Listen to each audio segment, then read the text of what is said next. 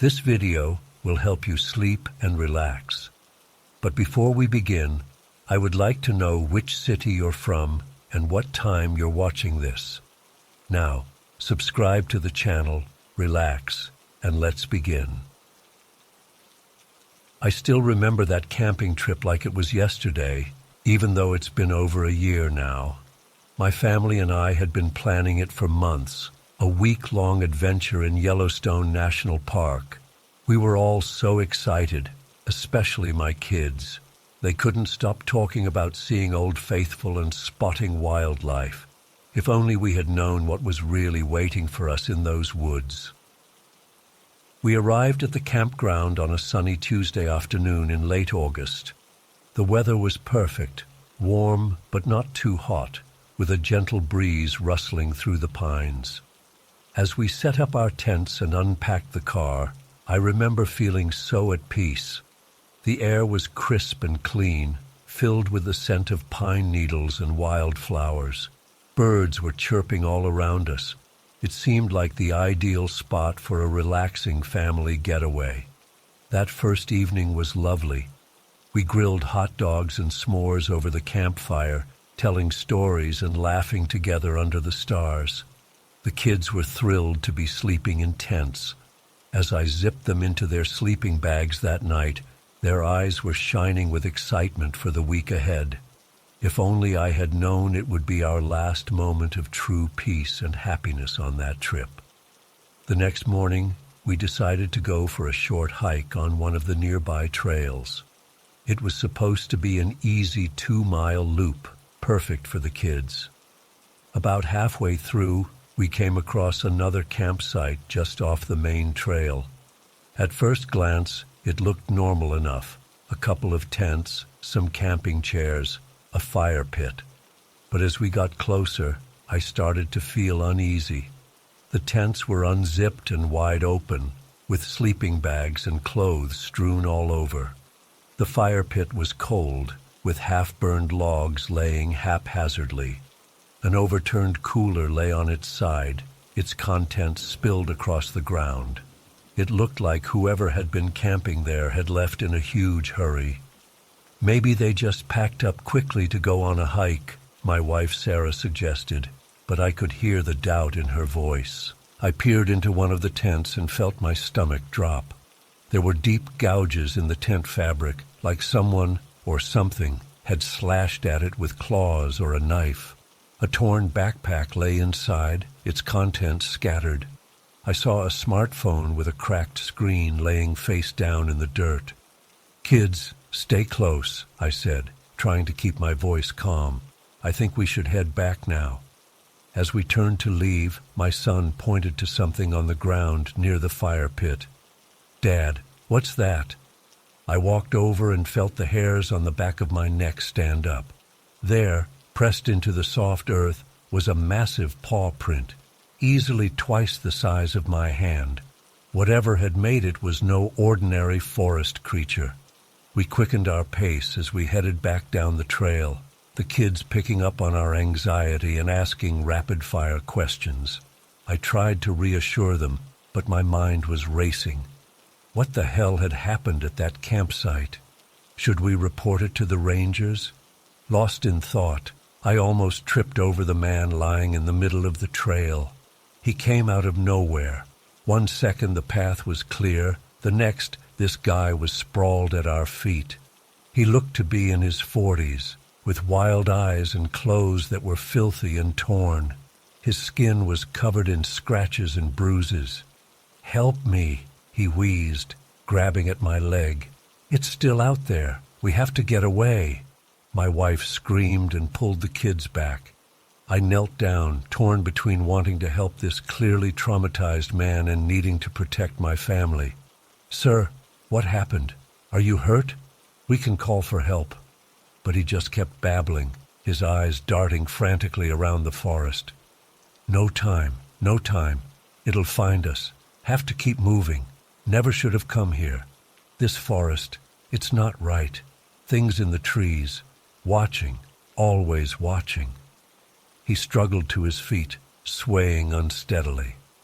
Before I could stop him, He lurched off into the underbrush, still muttering to himself.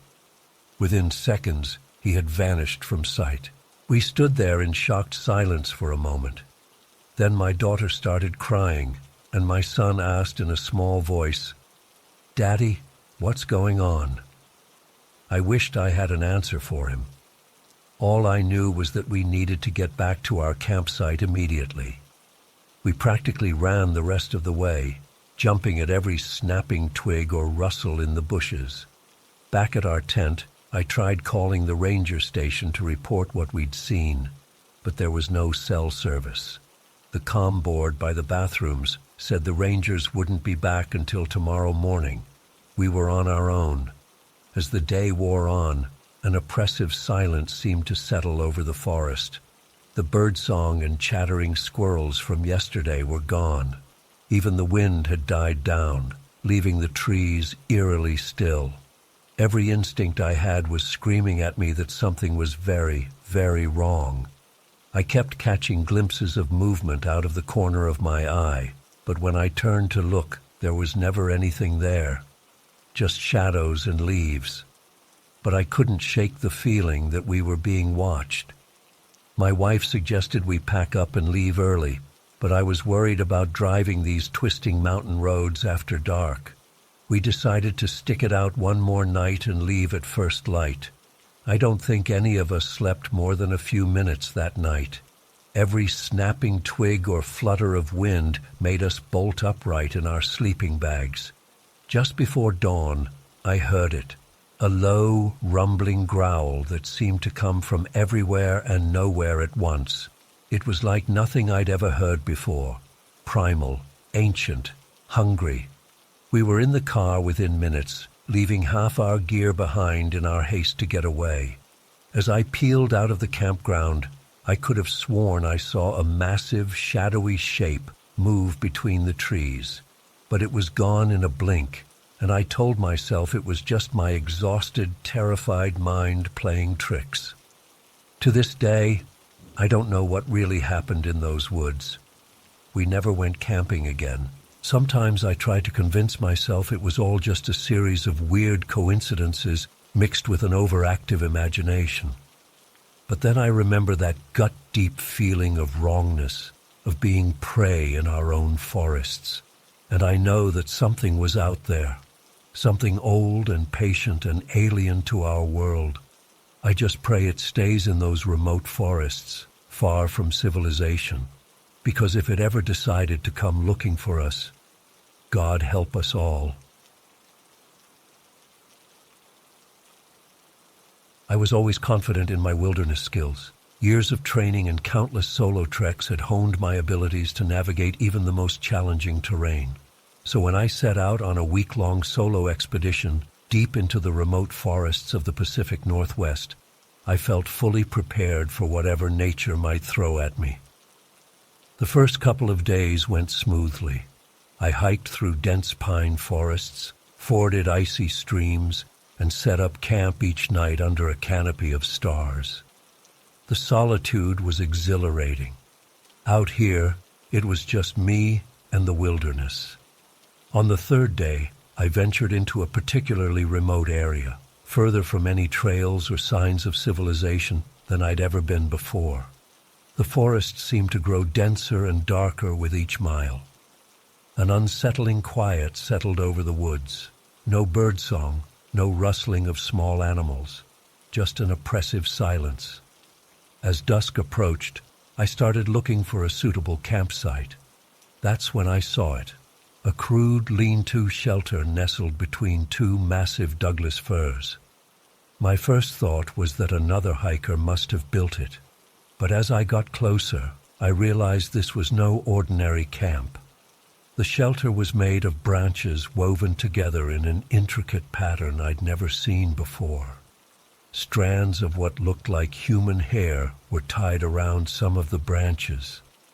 A chill ran down my spine. Who would build something like this out here? And why use hair? I told myself it was probably just some eccentric hermit living off the grid. But deep down, I knew something wasn't right. I decided to move on and find somewhere else to camp for the night. As I hiked away from the shelter, the hairs on the back of my neck stood up. I had the distinct feeling I was being watched. I whirled around, scanning the deepening shadows between the trees, but saw nothing. I quickened my pace, wanting to put as much distance between myself and that unnerving shelter as possible before nightfall. Just as the last bit of daylight was fading, I found a small clearing and hurriedly set up my tent. Sleep didn't come easy that night. Every snapping twig or rustle of leaves had me bolt upright, straining to hear in the darkness. Several times, I could have sworn I heard the soft crunch of footsteps circling my tent, but when I shone my flashlight outside, there was never anything there. As the first light of dawn filtered through the trees, I breathed a sigh of relief. I'd made it through the night. Exhausted from lack of sleep but eager to get moving, I quickly broke camp and set off. The day started off uneventfully enough. I hiked for several hours, following my planned route deeper into the wilderness. But as the morning wore on, that prickling sensation of being watched returned stronger than ever. I kept glancing over my shoulder, but the forest behind me appeared empty. Around midday, I stopped in a small glade to check my map and eat some trail mix. That's when I saw them, a set of bare footprints in a patch of mud about 20 feet away. They were unnaturally large and deep, as if made by someone or something incredibly heavy, and they were fresh. My heart began to race. I scanned the tree line, half expecting to see some hulking figure emerge from the shadows, but there was nothing, just those unsettling footprints as a sign that I wasn't alone out here. I hastily repacked my gear, my hands shaking slightly. Part of me wanted to turn back, to get out of these godforsaken woods as quickly as possible. But I knew the quickest way out was to press on to my planned exit point. I just needed to stay calm and keep moving. As I continued hiking, adrenaline coursing through my veins, I became hyper-aware of every sound and movement around me. The forest seemed to have come alive with malevolent energy. Branches swayed menacingly in a wind I couldn't feel. Shadows danced at the corner of my vision. Then I heard it, a low, guttural growl coming from somewhere behind me. I froze, every muscle in my body tensing. The sound was like nothing I'd ever heard before. Not quite animal, but not human either. It raised the hairs on my arms and sent ice water through my veins. I broke into a run, no longer caring about stealth or conserving energy. Pure survival instinct took over as I crashed through the underbrush. Branches whipped at my face and roots seemed to reach up to trip me, but I kept going. The sounds of pursuit grew closer, heavy footfalls and that terrifying growl. Whatever was chasing me was fast, much faster than any human could be. In desperation, I veered off my planned route, hoping to lose it in the tangled forest. For what felt like hours, I ran in a blind panic. My lungs burned and my legs felt like lead, but terror kept me moving. Eventually, I burst out of the tree line onto a logging road. I nearly wept with relief at this sign of civilization. I staggered down the road, constantly looking over my shoulder, but whatever had been chasing me seemed to have given up once I left the deep forest. As my adrenaline faded, exhaustion took over. I collapsed on the side of the road, gulping in huge breaths of air. A few hours later, a logging truck came by and gave me a ride to the nearest town. I was a mess, clothes torn, covered in cuts and bruises, wild-eyed with fear. The driver kept giving me concerned looks, but I couldn't bring myself to explain what had happened. Who would believe me? It's been months since that harrowing experience, but I still have nightmares about those woods, the unseen presence stalking me, those inhuman footprints. that bone-chilling growl. I've gone over it again and again in my mind, trying to rationalize what happened. But deep down, I know I encountered something in that forest that defies explanation. Something ancient and malevolent that doesn't want humans encroaching on its domain. I've given up solo trekking. Hell, I can barely bring myself to go camping in my backyard these days. Those remote wilds I once loved now fill me with dread. Whatever's out there in the deepest parts of the wilderness, I hope to God I never encounter it again.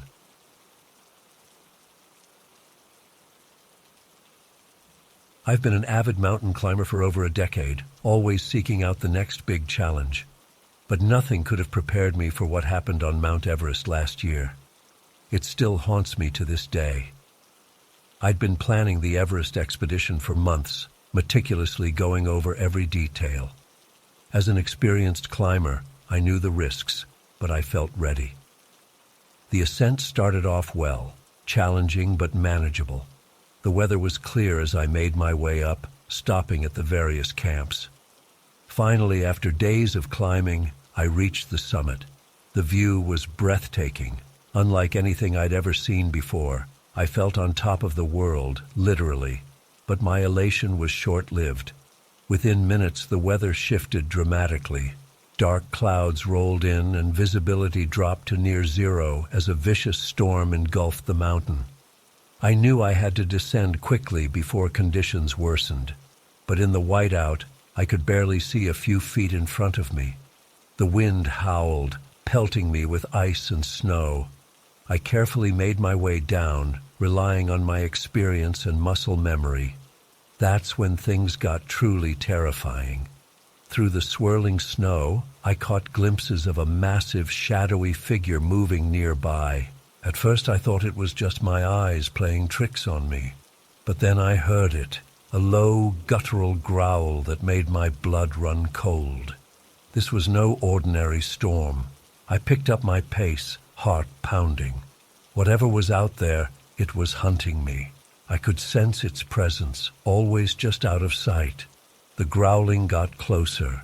At one point, I saw massive footprints in the snow, bigger than any human or known animal. Panic set in as I realized I was being stalked by something not of this world. My training went out the window as raw survival instinct took over. I practically flew down the mountain, no longer caring about proper technique. My only thought was escape. The creature pursued relentlessly. Massive, fur-covered arms would emerge from the white void, swiping at me. Rows of razor-sharp teeth gleamed in the darkness. I caught flashes of red eyes watching me. My gear was torn, and I was bleeding from several cuts, but adrenaline kept me going. At one point, I lost my footing on some ice and started sliding uncontrollably down a steep section. I thought for sure this was the end, but somehow I managed to dig my ice axe in and stop my fall, mere feet from a sheer cliff edge. The thing's roar of frustration echoed off the mountain walls. I have no idea how long this nightmarish chase lasted. Time lost all meaning as I fought my way down through the blizzard, the monster always right behind me. My lungs burned and my muscles screamed in protest, but stopping meant certain death. Finally, I reached the lower camps where other climbers were waiting out the storm. As soon as I stumbled into view, barely conscious, they pulled me into a tent. I tried to warn them about the creature, but exhaustion overcame me and I passed out. When I came to, the storm had cleared. There was no sign of any monstrous snow beast. The other climbers said they hadn't seen or heard anything unusual, just the typical storm sounds. They assumed I was delirious from altitude sickness and exposure. But I know what I experienced was real. The claw marks on my gear and the wounds on my body weren't imaginary. Something inhuman hunted me on that mountain. I've tried to rationalize it. Maybe some unknown species of polar bear or ape. But deep down, I know it was something far stranger, something that defies explanation. I thought about mounting another expedition to search for evidence, but honestly, I'm too afraid to ever go back. That thing is still up there, waiting in the ice and snow. I've given up climbing altogether. My nerves can't handle it anymore. Sometimes I still wake up in a cold sweat, feeling like I'm back on that mountain with red eyes watching me from the darkness. I don't expect anyone to believe my story. If I hadn't lived through it myself, I wouldn't believe it either. But I'm sharing this as a warning to other climbers. There are things in this world beyond our understanding. If you hear strange sounds or see unexplained shadows while climbing, don't hesitate. Get off that mountain as fast as you can. Your life may depend on it. The memory of that day still chills me to the bone. I used to see mountains as an exciting challenge to be conquered. Now I see them as alien, hostile environments where ancient terrors lurk, waiting for unwary explorers to stumble into their domain. Be careful out there, and always trust your instincts. Some mysteries are better left unsolved.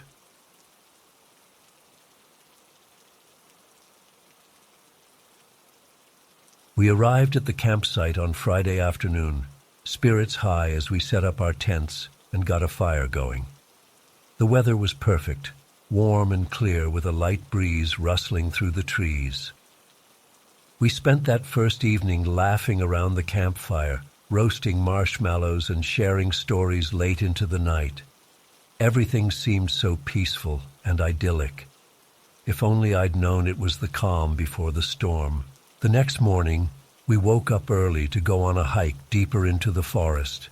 In hindsight, I wish we'd just stayed at the campsite, but we were eager to explore, so we packed some snacks and water and set off on one of the trails. At first, it was beautiful. Towering pines, bird song, dappled sunlight filtering through the canopy. We hiked for a few hours, marveling at the scenery and wildlife. It was around noon when we first noticed something was off. The air felt different, heavier, almost oppressive, and it was eerily quiet, like all the animals had suddenly gone silent. That's when we smelled the smoke, faint at first, but growing stronger by the minute. "Guys, I think there might be a fire nearby," Jenny said, her voice tight with worry. We all exchanged uneasy glances. "Let's head back to camp," Mike suggested. "We can pack up our stuff and get out of here if needed." We turned around and started quickly making our way back down the trail, but it soon became clear that the fire was spreading rapidly. The smoke was getting thicker, making it hard to see and breathe. Ash started raining down around us. I could feel panic rising in my chest as the realization hit. We were in serious danger. We picked up the pace, practically running now. The sound of crackling flames grew louder, and I could feel the temperature rising. Through gaps in the trees, I caught glimpses of orange flames licking up tree trunks. My heart was pounding so hard I thought it might burst out of my chest. "Look!" Tom suddenly shouted, pointing ahead. "I see the clearing where we camped." Relief flooded through me for a split second, until I saw the state of our campsite. The fire had already reached it. Our tents were ablaze, along with all our supplies. We skidded to a halt, staring in horror. "Oh God, what do we do now?" Jenny cried, her voice shaking. Mike took charge. "We need to keep moving. Head downhill towards the river. It's our best chance." We took off running again, stumbling over roots and rocks in our haste. The smoke was so thick now I could barely see a few feet in front of me. My lungs burned with every breath. Sweat poured down my face, mingling with tears of fear and desperation. That's when I saw it, a dark shape moving through the smoke. At first I thought it was just a trick of the light, my panicked mind playing tricks on me. But then I saw another, and another. Shadowy figures darting between the burning trees, always just at the edge of my vision. Guys, I gasped out between ragged breaths. I think there's something out there, following us. What are you talking about? Tom yelled back. Look, in the smoke, I pointed frantically. We all slowed for a moment, peering into the hazy inferno around us. A chill ran down my spine as I saw understanding and fear dawn on my friends' faces. They saw them too.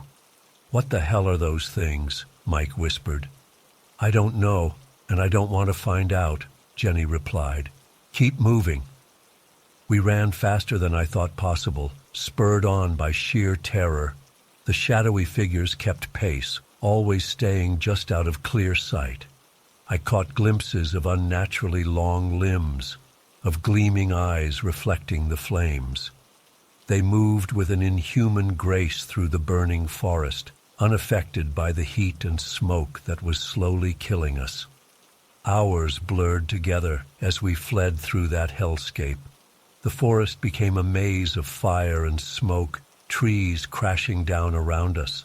Several times we had to backtrack or change course to avoid walls of flame. All the while, those things pursued us relentlessly. My legs felt like lead, my throat raw from the smoke. I was disoriented, unsure which direction we were even running anymore.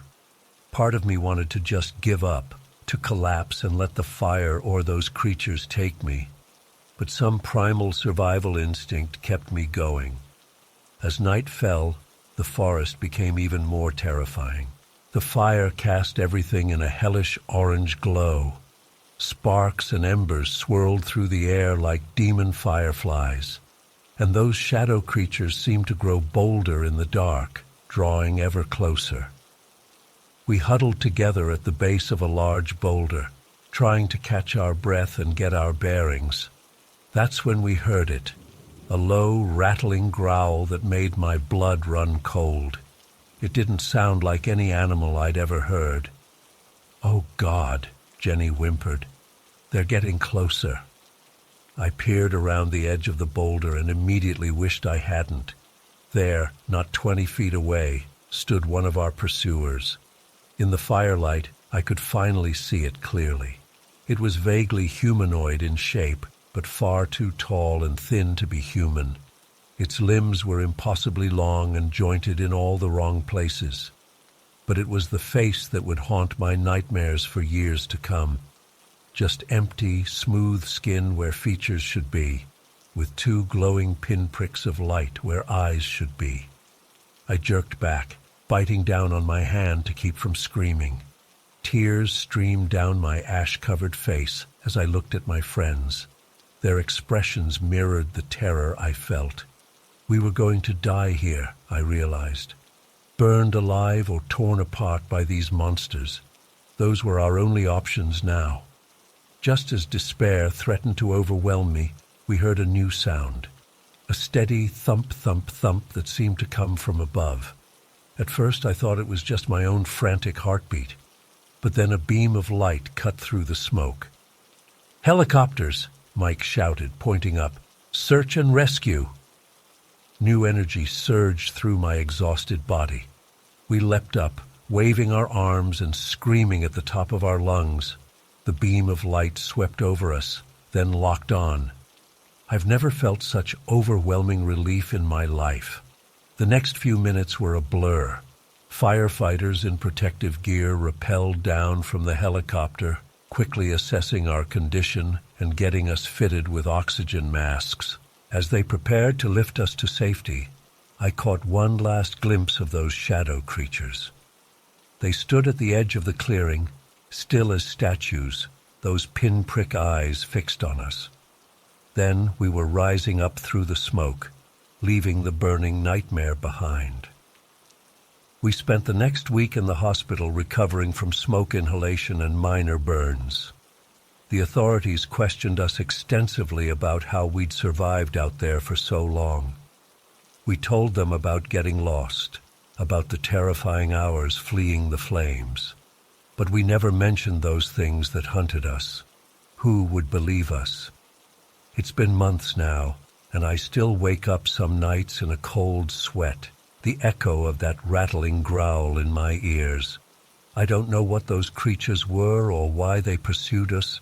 Some kind of predator adapted to forest fires, spirits or demons unleashed by the inferno. I'll probably never know for sure. All I know is that camping trip changed me forever. I gained a new appreciation for life that day, but also a bone-deep fear of what might be lurking in the darkest parts of this world, waiting for disaster to strike so it can emerge from the shadows. The mine was about an hour's drive outside of town, deep in the mountains. As we pulled up to the entrance in Jake's beat-up Jeep, I felt a chill run down my spine. The gaping black maw of the mine shaft loomed before us, partially hidden by overgrown vegetation. Rusty old equipment and debris were scattered around, slowly being reclaimed by nature. "This place gives me the creeps," Emily said as we grabbed our backpacks and headlamps. "Don't be such a baby," Tom teased. "It'll be an adventure." If only we'd known then just how right Emily's instincts were. We switched on our headlamps and entered the mine, our beams of light cutting through the inky darkness. The air was damp and musty, with a metallic tang that made me wrinkle my nose. Our footsteps echoed off the rock walls as we ventured deeper. About 15 minutes in, we came across an old personnel cart on a rusted track. "Sweet, let's see if we can get this thing moving," Jake exclaimed. He and Tom started pushing it, the wheels squealing in protest. Suddenly, there was an ear-splitting screech of metal on metal, and the cart jerked forward violently. Jake stumbled and fell, crying out in pain. "Shit, my ankle!" We rushed to help him up. His ankle was already swelling badly, clearly a bad sprain or maybe even a break. "We should head back," Melissa said worriedly. But Jake insisted he could keep going if we just gave him a few minutes to rest. Like idiots, we listened to him. That decision would haunt me for years to come. We pressed on, moving slower now with Jake limping along. The tunnels seemed to stretch endlessly, branching off in different directions. I started to get an uneasy feeling that we were going deeper than we should. That's when we stumbled upon the old mining office.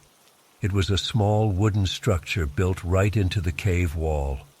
The door creaked open ominously as we entered. Inside, everything was coated in a thick layer of dust and cobwebs. Old equipment and paperwork were strewn about. But what caught my eye was a stack of yellowed newspapers on a rickety desk. I picked one up, brushing off the grime. The bold headline made my blood run cold.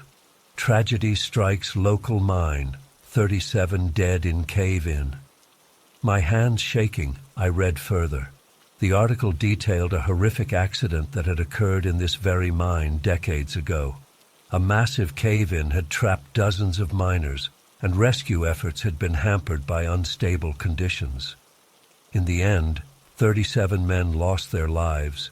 Their bodies never recovered. "Guys, you need to see this," I said, my voice trembling. As the others crowded around to read, an eerie stillness settled over us. The air suddenly felt thick and oppressive. That's when we heard it, a faint whispering sound echoing from deeper in the mine. We all froze, straining to listen. "Hello? Is someone there?" Tom called out. No response. Just more whispers. It almost sounded like muffled voices, but that was impossible. "It's just the wind," Jake said, but he didn't sound convinced. We all jumped as a loud bang echoed through the tunnels. It sounded like metal hitting rock, like someone was working deeper in the mine. "Okay, this is getting way too creepy," Emily said. "We need to get out of here now." We all agreed and started heading back the way we came. But in our panicked state, we must have taken a wrong turn. The tunnels all looked the same in the dim light of our headlamps.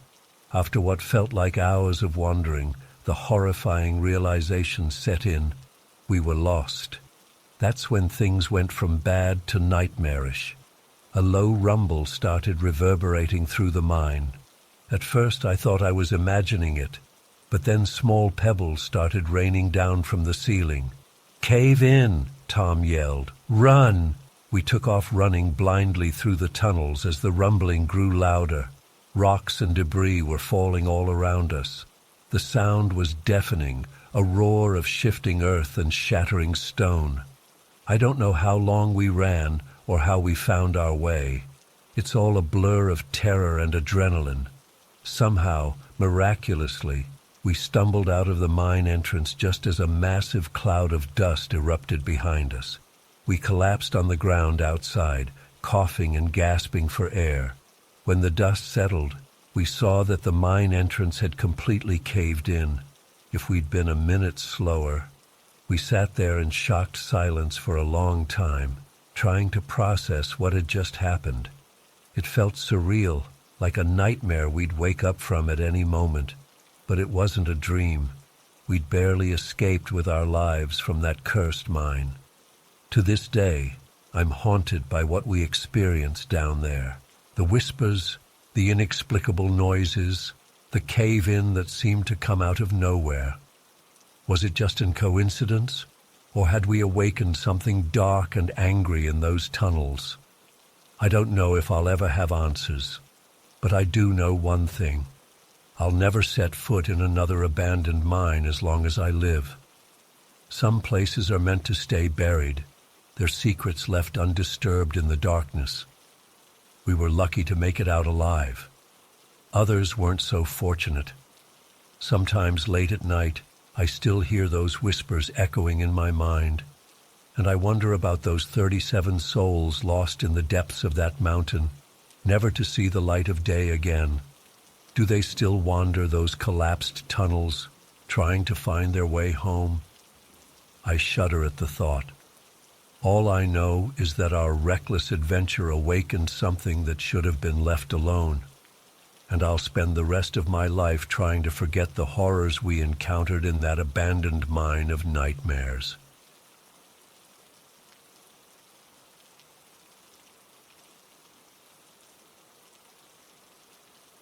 We arrived at the campsite on a sunny Friday afternoon, the air thick with excitement and the scent of pine. There were 5 of us, myself, Jake, Emma, Mike, and Lisa. We quickly set up our tents and got a fire going, laughing and joking as we roasted marshmallows and shared stories under the starry sky. The first sign that something was amiss came in the early hours of Saturday morning. I was jolted awake by the sound of distant gunshots. At first, I thought I might have been dreaming, but as I lay there in my sleeping bag, I heard it again, a sharp crack echoing through the trees. I nudged Jake awake, and we both listened intently. The forest had gone eerily quiet, save for the occasional snap of a twig or rustle of leaves. We decided to wake the others and discuss what to do. As we huddled around the smoldering remains of our campfire, the gunshots rang out again, closer this time. Emma, always the voice of reason, suggested we pack up and leave. But something inside me couldn't bear the thought of abandoning the forest and its creatures to whatever danger lurked in the shadows. We agreed to investigate, arming ourselves with whatever we could find, hiking poles, large branches, and a small hatchet we'd brought for firewood. With hearts pounding, we set off in the direction of the gunshots. As we crept through the underbrush, the acrid smell of gunpowder grew stronger. Suddenly, Mike grabbed my arm and pointed.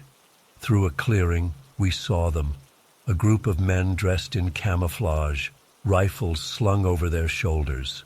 They were standing over the lifeless body of a magnificent elk, its antlers still proud even in death. The sight made my blood boil. This was a protected area, and hunting was strictly prohibited. These weren't hunters, they were poachers, and they were slaughtering endangered wildlife for profit. We watched in horror as they began to saw off the elk's antlers. That's when Lisa accidentally stepped on a dry branch. the crack echoing like a gunshot in the tense silence. The poachers whirled around, their eyes wild with surprise and anger. For a moment, time seemed to stand still as we stared at each other across the clearing. Then, all hell broke loose. One of the men raised his rifle, and I reacted on pure instinct. I hurled my hiking pole like a javelin, catching him in the chest and knocking him off balance. Jake charged forward with a roar, swinging his branch like a baseball bat. The forest erupted into chaos. Gunshots rang out, splintering trees and sending birds scattering into the sky. I saw Mike go down, clutching his leg, and rage surged through me. I tackled the nearest poacher, wrestling his rifle away and tossing it into the underbrush. Emma and Lisa were incredible, working together to trip and disarm another poacher. I'll never forget the look of fierce determination on Emma's face as she swung her hatchet, embedding it deep in a tree trunk inches from a poacher's head. The man's eyes went wide with fear, and he turned tail and ran. The fight seemed to last an eternity, but in reality, it was probably only a few minutes. Outnumbered and taken by surprise, the poachers eventually retreated, leaving behind their grisly trophies and wounded pride. As the adrenaline wore off, the reality of what had just happened began to sink in. Mike's leg was bleeding badly from a grazing bullet wound, and we were all covered in cuts and bruises. The once peaceful forest now felt alien and threatening. We quickly gathered our belongings and helped Mike back to our campsite. As we hurriedly packed up, I couldn't shake the feeling that we were being watched. Every snapping twig and rustling leaf sent shivers down my spine. The hike back to our cars was tense and silent, each of us lost in our own thoughts. We drove straight to the nearest ranger station to report what had happened. The rangers were shocked and grateful for our information, promising to increase patrols and investigate thoroughly. As we sat in the emergency room waiting for Mike to get patched up, the weight of our experience truly hit me. We had gone into those woods as carefree friends looking for a fun weekend. We emerged as battle-worn survivors, bonded by a shared trauma that would link us forever. In the weeks that followed, I found myself jumping at every loud noise, my dreams haunted by the sound of gunshots and the lifeless eyes of that majestic elk. But alongside the fear and anxiety, I felt something else growing within me, a fierce determination to protect the wilderness and its inhabitants. Our camping trip may have turned into a nightmare, but it also awakened something in each of us. We became passionate advocates for wildlife conservation, using our story to raise awareness about the devastating impact of poaching. Sometimes, late at night, I still find myself listening for those gunshots in the distance. But now, instead of fear, I feel a sense of purpose. We may have left the forest that day, but a part of it, and the fight to protect it, will always remain with us. The experience changed us in ways we're still discovering. We went into those woods as naive campers and came out as reluctant warriors. The scars we bear, both physical and emotional, serve as a constant reminder of the day we stood up against cruelty and chose to fight for something greater than ourselves. As I sit here typing this, I can't help but wonder about those poachers. Did they give up their illegal activities, or are they still out there, threatening the delicate balance of nature? One thing's for certain, if I ever hear those gunshots again, I won't hesitate to stand up and fight. Because now I know that sometimes the most important battles are the ones we never expected to face.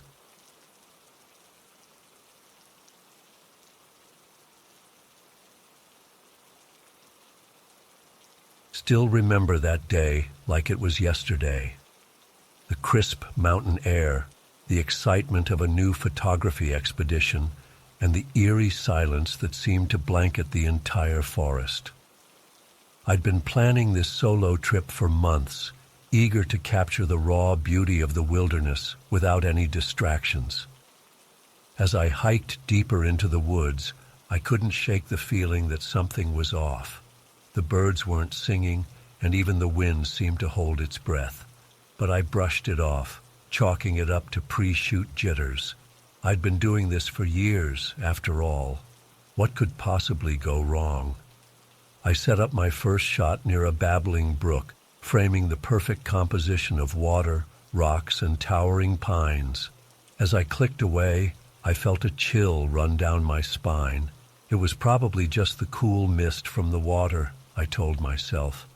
But deep down, I knew it was something else. Moving on to my next location, I found a clearing with an old, gnarled tree that practically begged to be photographed. As I adjusted my lens, I caught a flicker of movement in my peripheral vision. I spun around, heart racing, but saw nothing but shadows and leaves. "Get it together," I muttered to myself. "You're letting your imagination run wild." I continued shooting throughout the day, each location more breathtaking than the last. But with each click of the shutter, that uneasy feeling grew stronger. It was as if invisible eyes were boring into the back of my skull, watching my every move. As the sun began to set, I decided to call it a day and head back to my campsite. I couldn't wait to review the shots I'd taken, hoping they'd be some of my best work yet. Little did I know, I was about to discover something that would change my life forever. Back at camp, I pulled out my laptop and began transferring the images. As they loaded onto the screen, my blood ran cold. In the background of nearly every photo, partially hidden by trees or rocks, were dark, shadowy figures. At first, I thought it might be a trick of the light or a smudge on my lens. But as I zoomed in, I realized with growing horror that these were no optical illusions. The figures were humanoid in shape, but wrong somehow. Too tall, too thin, with limbs that seemed to bend at impossible angles. And their eyes, God, their eyes. Even in the grainy images, I could see them glowing with an otherworldly light. My hands shook as I flipped through photo after photo. In some, the figures were barely visible, just a hint of darkness at the edge of the frame. In others, they were bold enough to stand in plain sight, as if daring me to notice them. And the most terrifying part? In each successive image, they seemed to be getting closer. I slammed my laptop shut, my heart pounding so hard I thought it might burst out of my chest. I grabbed my flashlight and stumbled out of the tent, sweeping the beam across the campsite. The woods were pitch black now, and every shadow seemed to move and writhe with a life of its own. "Hello?" I called out, my voice cracking. "Is anyone there?" Silence, but not the peaceful silence of nature. This was a heavy, oppressive quiet that seemed to swallow up my words. And then, just at the edge of my hearing, I heard it. A soft, rattling breath that didn't sound human at all. I didn't even bother packing up my gear. I grabbed my car keys and ran, crashing through the underbrush like a madman. Branches whipped at my face, and roots seemed to reach up to trip me. But I didn't slow down. I could feel them behind me, getting closer with each passing second. When I finally reached my car, I fumbled with the keys, dropping them twice before managing to unlock the door. As I slammed it shut and started the engine, I caught a glimpse of something in my rearview mirror. A tall, impossibly thin figure standing at the edge of the tree line, its glowing eyes fixed directly on me. I floored it, tires spitting gravel as I tore out of the parking area. I didn't slow down until I hit the main highway, and even then I kept checking my mirrors, half expecting to see those glowing eyes in the back seat. It's been weeks since that night, and I still can't bring myself to look at those photos again. I've tried to rationalize it, to convince myself it was all in my head. but deep down, I know what I saw. Those things were real, and they were watching me the entire time I was in those woods. I've given up nature photography. Hell, I can barely bring myself to step outside my apartment these days, because every time I do, I feel those eyes on me again, watching, waiting, and I can't shake the feeling that someday they're going to finish what they started in those woods. I don't know what those things were or why they were following me, but I do know one thing for certain. We are not alone in this world, and some things are better left unphotographed and undiscovered. If you're planning a solo trip into the wilderness, take my advice. Bring a friend, keep your wits about you, and for God's sake, check your photos. You never know what might be lurking in the background, just out of sight. As for me, I'm done with the great outdoors. I'll stick to city skylines and portrait photography from now on. At least in the city, when you feel like you're being watched, it's probably just your paranoid imagination. Out there in the wilderness, it might be something far, far worse. I still have nightmares about those glowing eyes and twisted figures. Sometimes I wake up in a cold sweat, convinced I can hear that rattling breath just outside my window. And on the darkest nights, when the shadows seem to move on their own, I find myself wondering, did I really escape that night? Or did I just bring something back with me? Something that's been biding its time, waiting for the perfect moment to strike. I may never know the truth about what happened on that photography expedition. But one thing's for certain. I'll never look at a photograph the same way again, because now I know that sometimes the most terrifying things are the ones hiding just beyond the frame, watching and waiting for their moment to step into the light. I was so excited for our annual father-son camping trip. My boy Jake had just turned 12, and I wanted to make some great memories together before he hit those moody teenage years. We packed up the car and headed out early Saturday morning for Whispering Pines State Park, about a 3-hour drive from our home. The weather was perfect as we arrived, sunny and mild, with a light breeze rustling through the trees. We found a nice secluded spot to set up camp, away from the more crowded areas. Jake helped me pitch the tent while I got a fire going. We spent the afternoon hiking some of the nearby trails, identifying different plants and animal tracks. Jake's always been fascinated by nature, constantly peppering me with questions about everything we see. It warms my heart to see his curiosity. As evening approached, we headed back to our campsite to cook dinner. I was in the middle of showing Jake how to properly clean a fish when we heard voices approaching. 2 men in park ranger uniforms emerged from the trees, greeting us with friendly waves. "Evening, folks," the taller one called out. "Just doing our nightly rounds. Mind if we take a quick look at your site?" "Not at all," I replied, gesturing for them to look around. Something felt a bit off, but I brushed it aside. They were rangers after all. The men poked around our campsite, asking standard questions about how long we'd be staying and if we'd seen any wildlife. But their eyes kept darting to our gear, lingering a bit too long on our backpacks and cooler. The shorter ranger seemed particularly interested in my car, peering through the windows.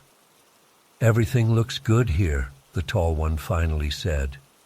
"You folks have a nice night. We'll be patrolling the area if you need anything." As they walked away, I couldn't shake an uneasy feeling. Their uniforms looked a bit worn, and I hadn't noticed any ranger vehicles nearby. Plus, I'd never had rangers inspect our site so thoroughly before. I tried to push my paranoia aside as Jake and I finished making dinner.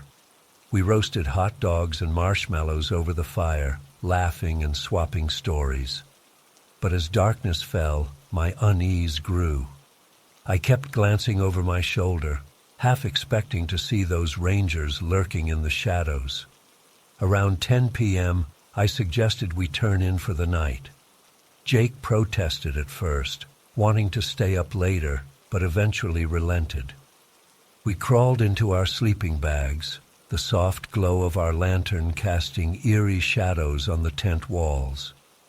I lay awake for a while, listening to the night sounds, crickets chirping, an owl hooting in the distance, the crackle of our dying fire. I must have dozed off at some point because I was jolted awake by voices outside our tent. Hushed, urgent whispers. My heart began to race as I recognized them. It was those rangers again. What were they doing back here so late? Carefully, I unzipped the tent just enough to peek out. What I saw made my blood run cold. The two rangers were rifling through our belongings, emptying our backpacks onto the ground. A third man I hadn't seen before was going through my car, the door hanging open. I quickly zipped the tent back up, my mind racing. These weren't real rangers. They were thieves, maybe worse. We were in serious danger. I gently shook Jake awake, putting a finger to my lips to keep him quiet.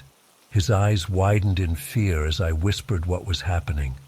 "We need to get out of here," I breathed. "When I say go, we're going to run into the woods as quietly as possible. Don't look back. Just follow me, okay?" Jake nodded, trembling. I could see the terror in his eyes, mirroring my own. We slipped on our shoes, and I grabbed the small emergency pack I always keep by my sleeping bag. Heart pounding, I counted to 3, then unzipped the tent as quietly as I could.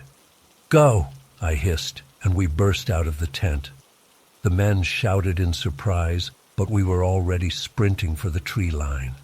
Branches whipped at our faces as we plunged into the dark forest, the sound of heavy footsteps and angry voices behind us. I grabbed Jake's hand, pulling him along as we zigzagged between trees. The forest was pitch black, the moon hidden behind clouds. We stumbled over roots and rocks, scratching ourselves on thorny bushes, but the fear of what was behind us kept us moving. "Dad, I'm scared," Jake gasped between breaths. "It's okay, buddy," I panted. "Just keep running. We're going to be all right." But I wasn't sure I believed my own words.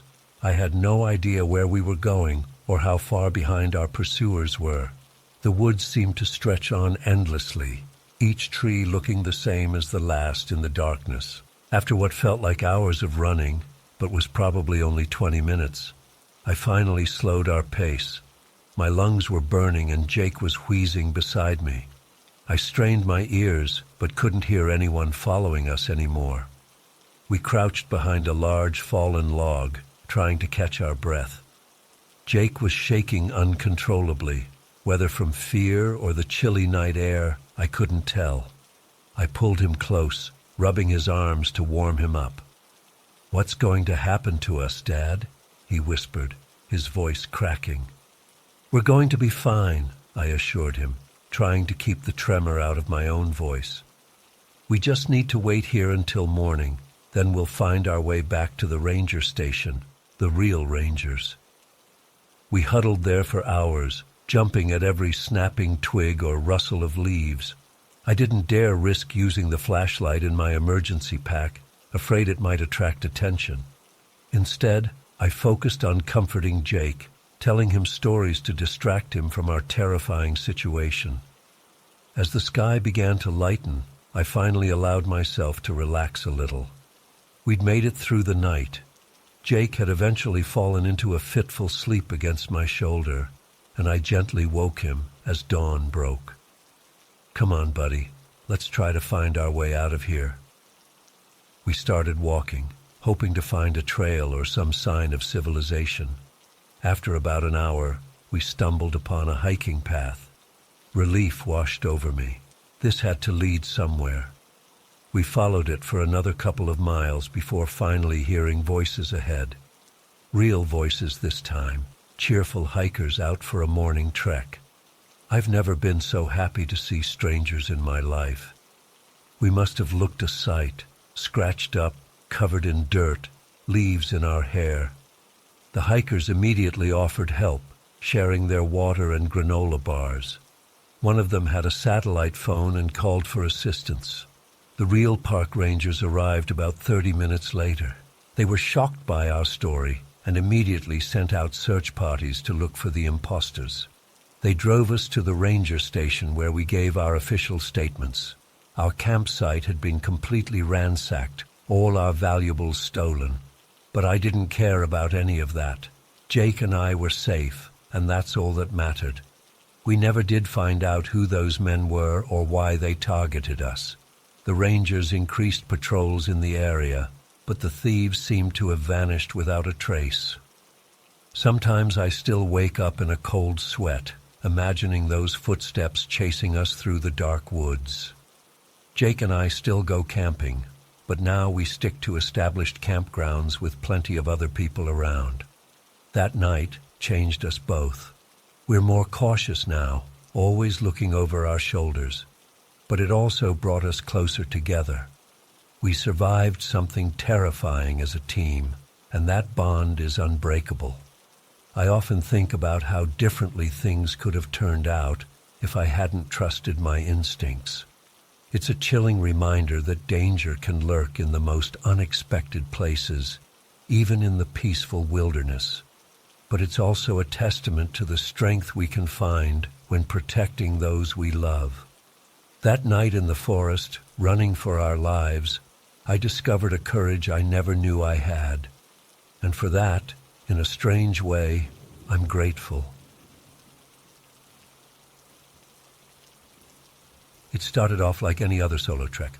I packed my usual gear: water, trail mix, first aid kit, map and compass. The weather was perfect as I set out early that crisp autumn morning. The trail was well marked and I made good time for the first few hours, enjoying the vibrant fall colors and fresh mountain air. Around midday, I stopped for lunch at a scenic overlook. That's when things started to get strange. As I was packing up to continue on, I noticed the sun seemed to be in the wrong position in the sky. I checked my watch and compass, but they both seemed to be malfunctioning. Slightly unnerved but not overly concerned, I pressed on. But with each step, an unsettling feeling grew in the pit of my stomach. The terrain began to look unfamiliar, despite being on a trail I knew well. The trees seemed different somehow, taller and more gnarled. Even the quality of the light filtering through the leaves felt off.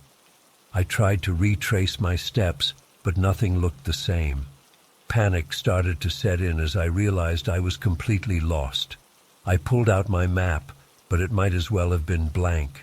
Nothing matched up with what I was seeing around me. My phone had no signal. As the afternoon wore on, my confusion and fear mounted. How was this possible? I was an expert navigator, intimately familiar with these trails. Yet I felt like I had somehow been transported to an alien landscape. Just as despair was about to overwhelm me, I spotted a family up ahead on the trail. A man, woman, and 2 young kids. Relief washed over me as I jogged to catch up with them. "Excuse me," I called out. "I hate to bother you, but I seem to be completely turned around. Can you tell me where exactly we are?" The father gave me a quizzical look. "We're in Glacier National Park, about 2 miles from Logan Pass." I stared at him in disbelief. That's impossible. I started my hike this morning in Georgia. Glacier is over 2,000 miles away. The family exchanged worried glances. "Sir, are you feeling all right?" the mother asked gently. "Do you need medical assistance?" I assured them I was fine, just very confused. They seemed unconvinced, but pointed me in the direction of the nearest ranger station before continuing on their way. My mind reeled as I tried to process this impossible information. How could I have traveled halfway across the country in just a few hours? Was I hallucinating? Having some kind of mental breakdown? Nothing made sense. With no better options, I decided to follow the family's directions to the ranger station.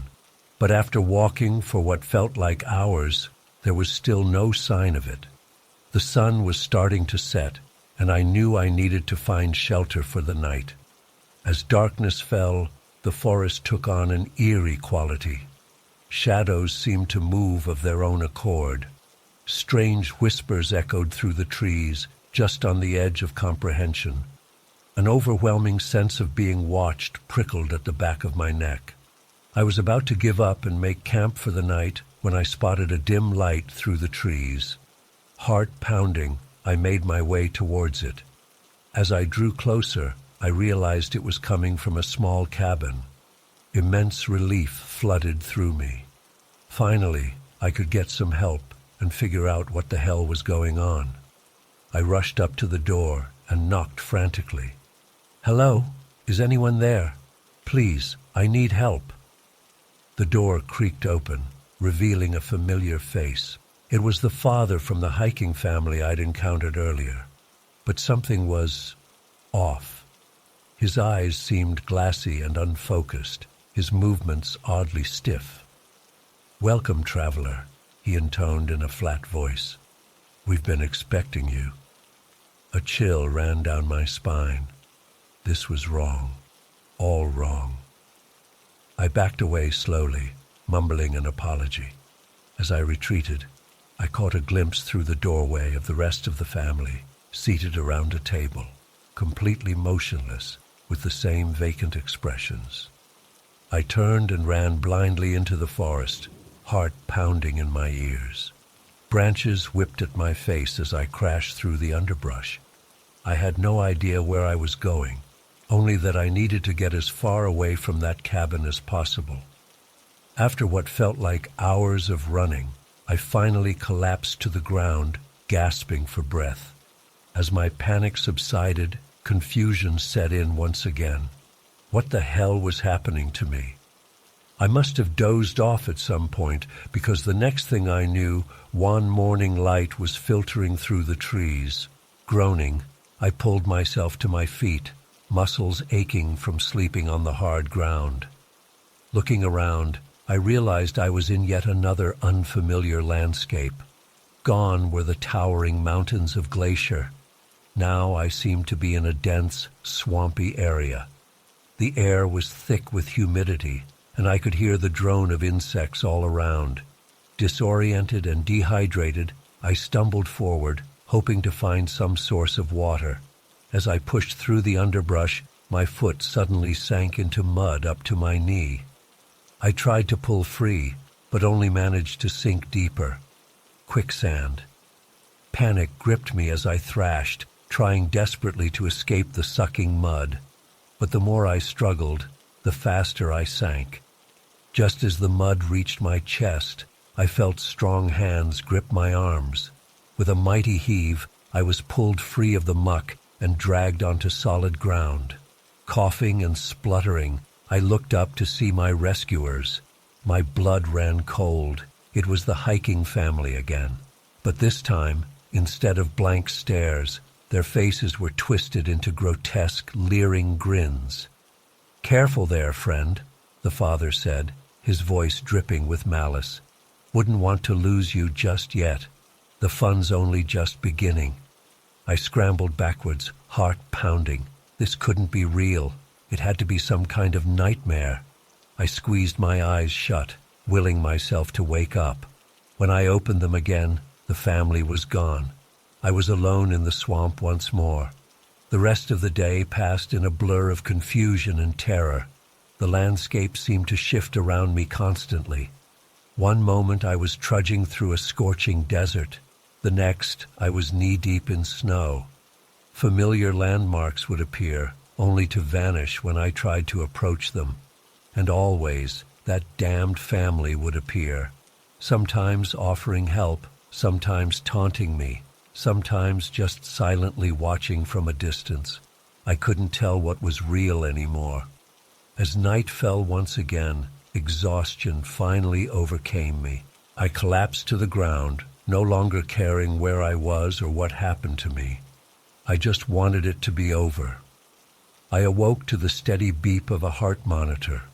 Blinking in the harsh fluorescent light, I realized I was in a hospital bed. A nurse noticed I was awake and quickly called for a doctor. They told me I had been found wandering deliriously along a highway over 500 miles from where I had started my hike. I had severe dehydration and exposure and had been unconscious for days. I tried to explain what had happened to me, but the words sounded crazy even to my own ears. The doctors exchanged concerned looks and gently suggested I speak with a psychiatrist. It's been months now, and I still have no explanation for what occurred during those lost days. Was it all a hallucination brought on by dehydration and exhaustion, some kind of psychotic break? Or did I truly experience something beyond the bounds of normal reality? I don't know if I'll ever have answers. But one thing's for certain, I'll never set foot in the wilderness alone again. Some mysteries are better left unsolved. The first few days of the hike went smoothly. The weather was perfect, clear blue skies and mild temperatures. I made good progress along the rugged trail, climbing steadily higher into the mountains. By the third day, I had left all signs of civilization behind. I hadn't seen another person in over 24 hours. It was just me, the towering peaks, and the vast wilderness stretching out in every direction. As evening approached on that third day, I started looking for a suitable campsite. I found a small clearing nestled between some large boulders, with a bubbling stream nearby. It seemed like an ideal spot, protected from the wind and with easy access to water. I pitched my tent, gathered some firewood, and settled in for the night. After cooking a simple dinner over my camp stove, I sat by the small fire and watched the stars come out. The silence was profound.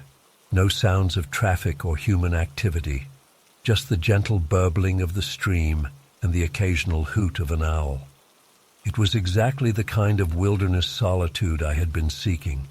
As the fire died down to embers, I crawled into my tent and snuggled into my sleeping bag.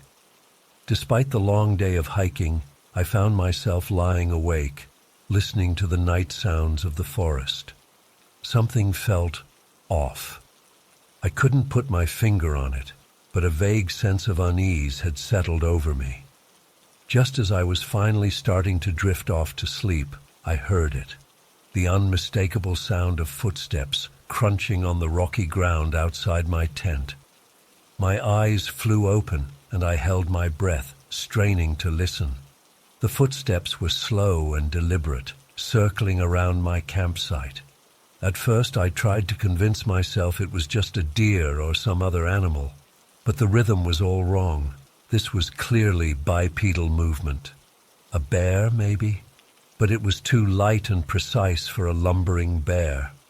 The footsteps completed a circuit of my campsite and then paused directly in front of my tent. I lay there rigid with fear, hardly daring to breathe. Whatever was out there was now only inches away from me, separated by just the thin fabric of the tent. I could hear deep, raspy breathing. The hair on the back of my neck stood up. This was no animal. The breathing sounded disturbingly human-like, but somehow wrong, predatory, malevolent. For what felt like an eternity, the presence remained there, just outside my tent. I was frozen in terror, unable to move or make a sound. My mind raced through possibilities. Another hiker? A deranged murderer? Some kind of cryptid or supernatural entity? None of the explanations I could come up with made any sense. Finally, after what must have been at least 10 minutes but felt like hours, I heard the footsteps slowly move away from my tent. They receded into the distance until I could no longer hear them. But the sense of being watched, of being hunted, remained. I lay there for the rest of the night, wide awake and on high alert. Every snapping twig or rustling leaf sent a jolt of adrenaline through my body. I clutched my hunting knife tightly, though I knew it would be of little use against whatever was out there. When the first light of dawn finally began to illuminate my tent, I quickly packed up my gear and got the hell out of there. I abandoned my planned route and made a beeline for the nearest trailhead, hiking at a furious pace.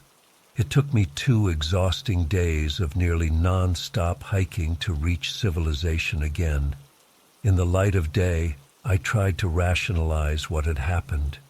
Maybe it was just my imagination running wild, fueled by too many campfire horror stories. Maybe there was a logical explanation that I was overlooking. But deep down, I knew that what I experienced was real. Something had stalked my camp that night, something that didn't belong in this world. The overwhelming sense of malice and wrongness I felt is seared into my memory. I've done a lot of research since then, trying to find similar reports or experiences in that area. While I haven't found anything definitive, there are whispered stories among longtime locals and avid backcountry hikers. Tales of inexplicable noises in the night, of hikers going missing without a trace, of ancient native legends warning of evil spirits in those mountains. Whatever it was, the encounter has changed me profoundly. I used to find peace and joy in the solitude of nature. Now I can't shake the feeling that something is watching me, even in broad daylight. I've given up solo backpacking. The thought of spending another night alone in the wilderness fills me with paralyzing dread. I know how crazy this all sounds. If someone had told me a story like this before my trip, I would have dismissed it as an overactive imagination or a campfire tall tale. But I know what I experienced. Something hunted me that night in the mountains, and I can't shake the feeling that it's still out there, waiting for its next victim. So if you're planning a wilderness trek, especially in remote areas, please be careful. Don't go alone if you can avoid it. And if you hear footsteps approaching your tent in the dead of night, well, I hope you never have to experience the terror that I did. I still love the mountains and the outdoors, but now when I look at those majestic peaks and vast forests, I can't help but wonder what secrets and horrors they might be hiding. The wilderness is beautiful, but it can also be a place of unfathomable danger. My experience taught me that there are things out there beyond our understanding, things that are better left undisturbed. I don't know if I'll ever fully recover from that night. The sound of those footsteps, the raspy breathing, the overwhelming sense of malevolent presence, it's all seared into my memory. Sometimes I wake up in a cold sweat, convinced I can hear those same footsteps circling my house. I've tried therapy, meditation, even medication to deal with the anxiety and PTSD, but nothing seems to fully banish the lingering dread. Part of me wonders if I'll ever feel truly safe again, even in the comfort of my own home. I've become somewhat obsessed with trying to uncover the truth about what happened. I've spent countless hours scouring online forums, old newspapers, and local historical records, looking for any similar accounts or clues. I've reached out to park rangers, wilderness guides, and cryptozoology enthusiasts. While I haven't found any definitive answers, I've uncovered enough to convince me that I'm not alone in my experience. There are other stories out there, hushed accounts of hikers encountering unexplainable phenomena in those same mountains, sightings of shadowy figures that defy explanation, eerie sounds echoing through remote valleys, unsolved disappearances dating back decades. The locals tend to avoid talking about it, but there's a palpable undercurrent of unease when the subject comes up. The indigenous people of the region have legends warning of malevolent spirits and forbidden areas in the high country. Early explorers and trappers wrote in their journals of inexplicable events and a pervasive sense of being watched by unseen eyes. I don't know what to make of it all. I'm not typically prone to belief in the supernatural or paranormal, but I know what I experienced, and I can't simply dismiss it. Whatever was out there that night was real, and it was unlike anything in the natural world. Sometimes I'm tempted to go back, to try to face my fears and uncover the truth. But the thought of entering those mountains again fills me with a primal, paralyzing dread. For now, I'll continue my research from the safety of civilization, hoping to shed light on the dark mystery lurking in the wilderness. If you're heading into the backcountry, especially in remote areas, please be careful. Trust your instincts. And if you experience anything unusual or unsettling, don't hesitate to get out of there. The wilderness can be a place of profound beauty and spiritual renewal, but it can also harbor dangers beyond our comprehension. I used to think I was prepared for anything the backcountry could throw at me. Now I know better. There are things out there in the dark places of the world that defy explanation, things that are better left alone. My encounter has left me forever changed, always looking over my shoulder, never quite able to shake the feeling that I'm being watched. The wilderness still calls to me, but now that call is tinged with dread and the memory of those footsteps in the night.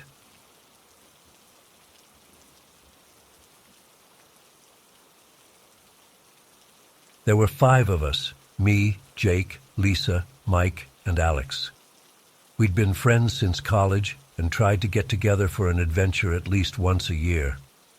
This time, Jake had convinced us all to do a week-long backcountry camping trip, miles from civilization. It'll be an amazing chance to disconnect and really experience nature, he said. I was hesitant, but the enthusiasm of the others won me over. The first couple of days were actually pretty great. We hiked through stunning mountain scenery, set up camp by crystal-clear streams, and spent our evenings around the campfire sharing stories and roasting marshmallows. I was starting to understand the appeal of this whole camping thing. On the 3rd night, everything changed. We had set up camp in a small clearing surrounded by dense forest. As darkness fell, an uneasy feeling settled over me. The usual nighttime sounds of the forest seemed muted, replaced by an eerie silence. I tried to shake it off, telling myself I was just being paranoid. We were sitting around the campfire when we heard it, a long, mournful howl in the distance. Everyone froze. Was that a wolf? Lisa whispered. Jake nodded slowly, his face pale in the firelight. Yeah, but they rarely come near humans. We should be fine. But we weren't fine, not even close. Over the next hour, the howls grew closer and more frequent. We could hear rustling in the underbrush around our campsite. Occasionally, we'd catch glimpses of glowing eyes reflecting the firelight. My heart was pounding so hard I thought it might burst out of my chest. We need to get out of here, Mike said, his voice shaking. But Jake shook his head. It's too dangerous to try and hike out in the dark. We're safer staying put until morning. We huddled closer to the fire, weapons clutched in our hands. Jake and Mike had hunting knives, while the rest of us armed ourselves with hefty branches. The night seemed to stretch on forever, punctuated by growls and the sound of paws circling our campsite.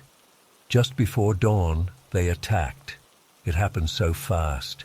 One moment we were tensely watching the tree line, and the next, a massive gray wolf burst into the clearing, followed by at least 6 others. Their eyes gleamed with a predatory light that chilled me to my core. Jake shouted for us to stick together as the pack charged. I swung my branch wildly, connecting with something solid. A wolf yelped, but another immediately took its place. Teeth snapped inches from my leg, and I screamed. The next few minutes were a blur of fur, fangs, and desperate struggle.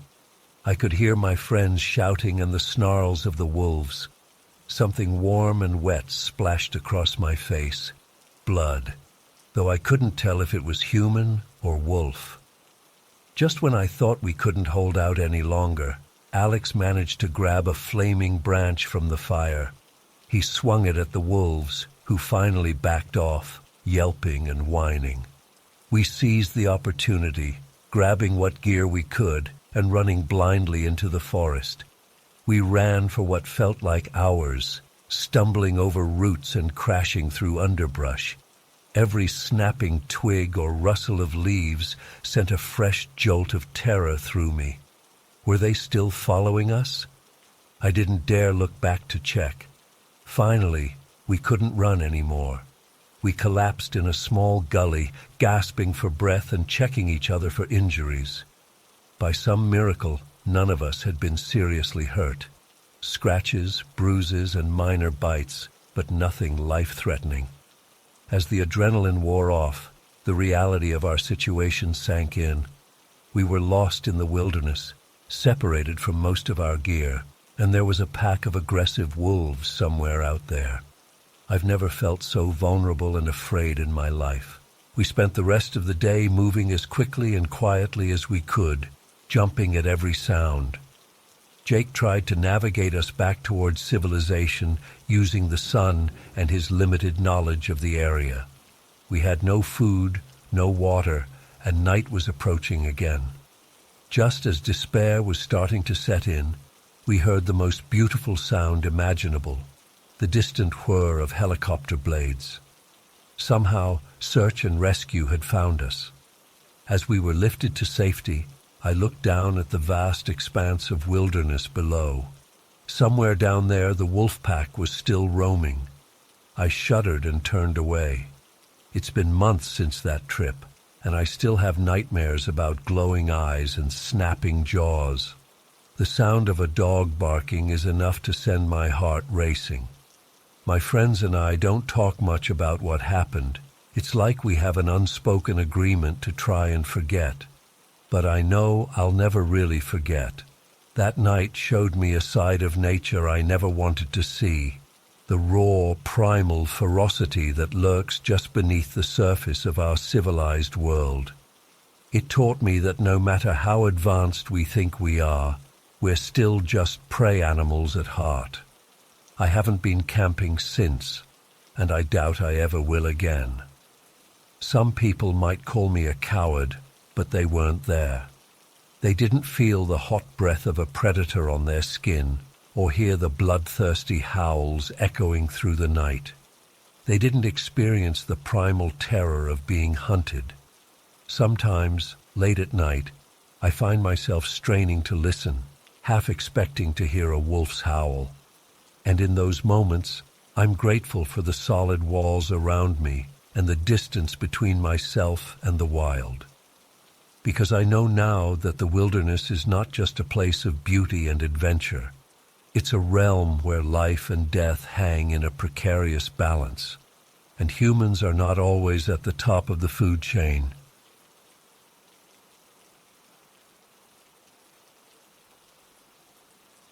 First day of our hike was uneventful. We trekked through dense forest, admiring the towering pines and breathing in the crisp mountain air. As evening approached, we set up camp in a small clearing and gathered around the fire, laughing and sharing stories late into the night. Little did we know that our lives were about to change forever. The next morning, we packed up our gear and set off deeper into the wilderness. About 2 hours into our hike, Jake noticed an odd smell in the air. At first, we brushed it off as some kind of wild plant, but as we continued, the scent grew stronger. It was unmistakable, marijuana. Curiosity got the better of us, and we decided to investigate. We veered off the main trail, following our noses through thick underbrush. Suddenly, the forest opened up into a large clearing, and our jaws dropped. Before us stood rows upon rows of marijuana plants, stretching as far as the eye could see. My heart started racing as the realization hit me. We had stumbled upon an illegal grow operation. This was no small-time setup. It was a massive professional plantation hidden deep in the wilderness. Fear gripped me as I imagined who might be behind such an operation. "We need to get out of here.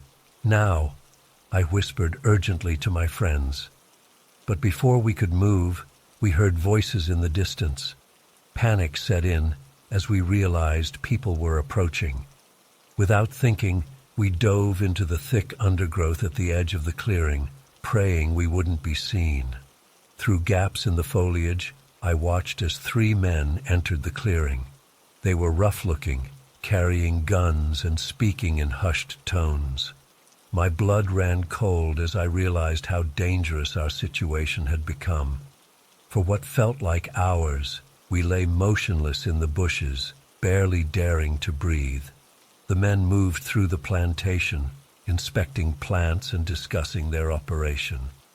At one point, one of them came so close to our hiding spot that I could have reached out and touched his boot.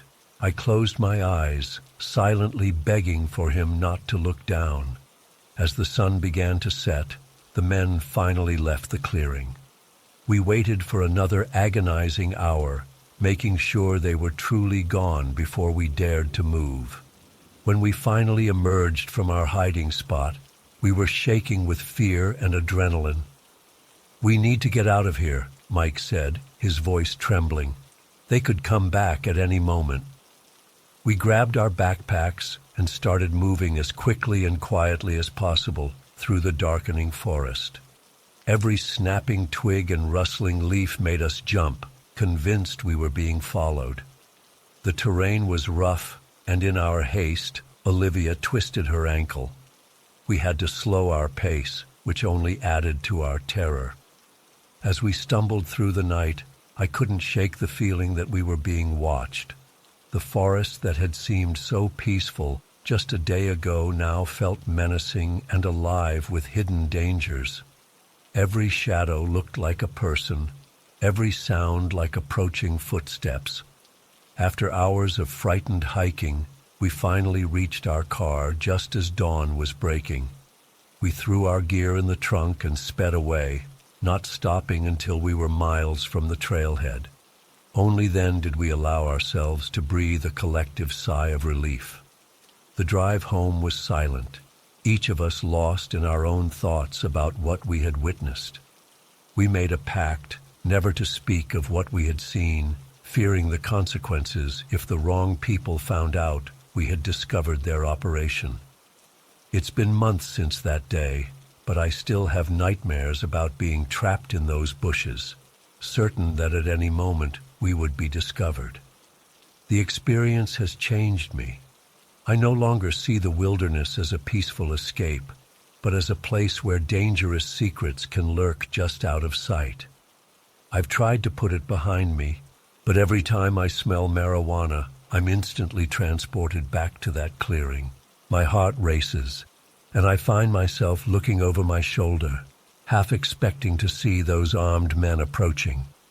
The incident has made me realize how naive I was about the dangers that can exist in even the most seemingly innocent places.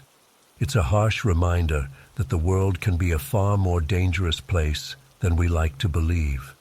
I still go hiking occasionally, but never far from populated areas. The thought of venturing deep into the backcountry fills me with dread. I can't help but wonder what other illegal operations might be hidden in the vast wilderness, and I have no desire to stumble upon another one. Sometimes I think about calling the authorities and reporting what we saw. But then I remember the guns those men were carrying, and the cold, hardened look in their eyes. The fear of retaliation keeps me silent. My friends and I don't talk about that day anymore. When we get together, there's always an unspoken tension, a shared secret that hangs in the air between us. Our friendship has never been quite the same since that fateful hike. I often find myself wondering about that marijuana plantation. Is it still there? Have the operators moved on, or are they continuing their illegal activities, hidden away in the mountains? The not knowing is almost as unsettling as the experience itself. This ordeal has taught me a valuable lesson about the importance of staying alert and being prepared for unexpected dangers, even in situations that seem safe. It's a reminder that sometimes curiosity can lead us into perilous situations with far-reaching consequences. As I write this, I can feel my palms sweating and my heart racing, just like they did that day in the forest. The memory is still so vivid, so terrifying. I know I'll carry this experience with me for the rest of my life, a constant reminder of the day a simple hiking trip turned into a nightmare I'll never forget. To anyone reading this, please be careful out there. The wilderness may seem peaceful and inviting, but it can hide dangerous secrets. Trust your instincts, stay alert, and remember that sometimes it's better to turn back than to push forward into the unknown. You never know what you might stumble upon, or who you might encounter in the vast, unforgiving wilderness. It started out as a typical morning. I woke up early in my small tent, eager to begin my observations. The air was crisp and salty, filled with the familiar cacophony of bird calls. I grabbed my binoculars and notebook and headed out to my usual spot overlooking the wetlands. At first, everything seemed normal. Flocks of sandpipers skittered along the shore, while egrets waded gracefully through the shallows. I was particularly focused on a group of endangered California least terns that had recently arrived for breeding season. But as the morning wore on, I began to notice something odd. The birds seemed agitated, restless. The terns that had been calmly preening suddenly took flight en masse, circling frantically overhead. Even the typically stoic great blue herons appeared unsettled, shifting from foot to foot and craning their long necks as if searching for something. I've seen birds react to predators before, but this was different. There was no hawk or coyote in sight, and it wasn't just one species, it was every bird in the sanctuary. The usual dawn chorus had transformed into a discordant, anxious clamor. Puzzled, I started taking rapid notes, trying to document the strange behavior. That's when I felt it, a slight tremor beneath my feet. At first I thought I was imagining things, but then it came again, stronger this time. The ground was shaking. Suddenly it clicked. The birds had sensed it before I did. An earthquake was coming. I've lived in California my whole life, so earthquakes weren't new to me. But I'd never experienced one quite like this. The shaking intensified rapidly, and I could hear a deep rumbling sound, like thunder coming from inside the earth itself. All around me, birds were taking to the sky in a panicked frenzy.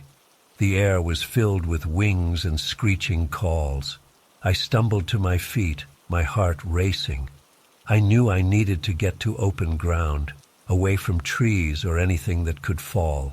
But the quake was so violent, I could barely keep my balance.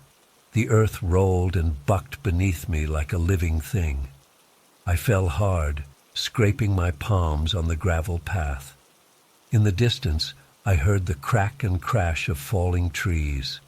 Somehow, I managed to crawl to a clearing, curling into a ball with my arms over my head. I squeezed my eyes shut, certain that at any moment the ground would split open and swallow me whole. I don't know how long the shaking lasted. It felt like an eternity, but was probably less than a minute. When it finally subsided, I cautiously opened my eyes and looked around. The landscape had been transformed. Trees were down everywhere. The path I'd been on earlier was partially collapsed, with a huge fissure running right through where I'd been standing, if I hadn't moved when I did. As the dust settled, an eerie silence fell over the sanctuary. No bird calls, no rustling leaves, just an oppressive quiet, broken only by the occasional aftershock. Shaken and disoriented, I made my way back to my campsite. My tent was flattened, but miraculously my phone was still working. I called for emergency help, then sat down heavily on a fallen log, trying to process what had just happened. That's when I noticed something extraordinary. The birds were returning, but instead of the frantic chaos from before, they seemed almost purposeful. A great blue heron landed gracefully nearby, regarding me with what I could swear was a knowing look. A flock of least terns swooped overhead, their calls now sounding almost reassuring. As I watched in awe, it hit me. These birds had saved my life. Their instincts, honed over millions of years of evolution, had detected the coming quake long before any human technology could have. And in their panic, they had alerted me just in time. The next few days were a blur of emergency responders, geological surveys, and news reporters. The quake had been a significant one, 6.5 on the Richter scale, with its epicenter just offshore. There was extensive damage in nearby towns, but amazingly few casualties. Many people reported being warned by unusual animal behavior just before the quake hit. As for me, I couldn't stop thinking about what I'd witnessed. I've always respected the animals I study, but this experience gave me a profound new appreciation for their abilities and their connection to the natural world. In the weeks that followed, I threw myself into researching earthquake prediction and animal behavior. I learned that there have been many anecdotal reports of animals sensing impending quakes, but the phenomenon is still not well understood scientifically. Some theorize that animals can detect subtle changes in the Earth's magnetic field, or perhaps slight foreshocks imperceptible to humans. Whatever the mechanism, I knew I had witnessed something remarkable. As I wrote up my findings for scientific journals, I struggled to maintain objective, academic language. How could I convey the sheer awe I felt watching those birds sound the alarm, the bone-deep terror of the earth moving beneath me, the profound gratitude I felt towards the creatures that had saved me? In the end, I decided to write two versions, one for peer-reviewed publications and another, more personal account for a wider audience. I wanted to share not just the facts of what happened, but the emotional impact as well. How it changed my perspective on the interconnectedness of all living things. It's been several years since that day at Elkhorn Slough, and I still get chills thinking about it. I've returned to the sanctuary many times since then. On the surface, things appear back to normal. The trees have regrown, the paths repaired. But I see it with new eyes now. Every time I hear a bird call or see a flock take sudden flight, I find myself pausing, listening, not out of fear, but out of respect and wonder. They are not just subjects of study to me anymore, but teachers and protectors. I don't know if I'll ever experience anything like that earthquake again. Part of me hopes I won't. It was terrifying beyond words. But another part of me is grateful for the perspective it gave me. It was a humbling reminder of nature's power and of how much we still have to learn from the creatures we share this planet with. So now, when people ask me why I became an ornithologist, I have a new story to tell.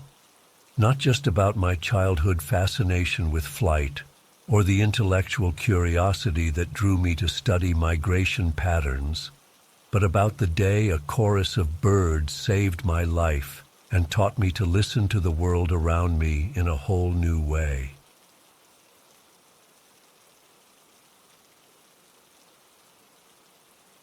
It started when I heard rumors about a supposedly haunted section of Blackwood Forest. Locals whispered about hikers going missing and strange sightings in the woods. As a skeptic, I figured it was just small-town superstition, but it piqued my curiosity enough to plan a solo camping trip to investigate and potentially write an article debunking the myths. I arrived at the trailhead on a crisp autumn morning. The forest was shrouded in mist, the tall pines looming overhead. As I shouldered my heavy pack and started down the trail, an eerie silence enveloped me. No birdsong, no rustling leaves, just the crunch of my boots on the path. A few hours in, I set up camp in a small clearing. I spent the afternoon hiking and taking notes, but found nothing out of the ordinary. As dusk fell, I built a campfire and settled in for the night. That's when things took a turn. It started with a feeling of being watched. The hairs on the back of my neck stood up. I scanned the tree line but saw nothing in the gathering darkness. I tried to shake it off, but the sensation persisted.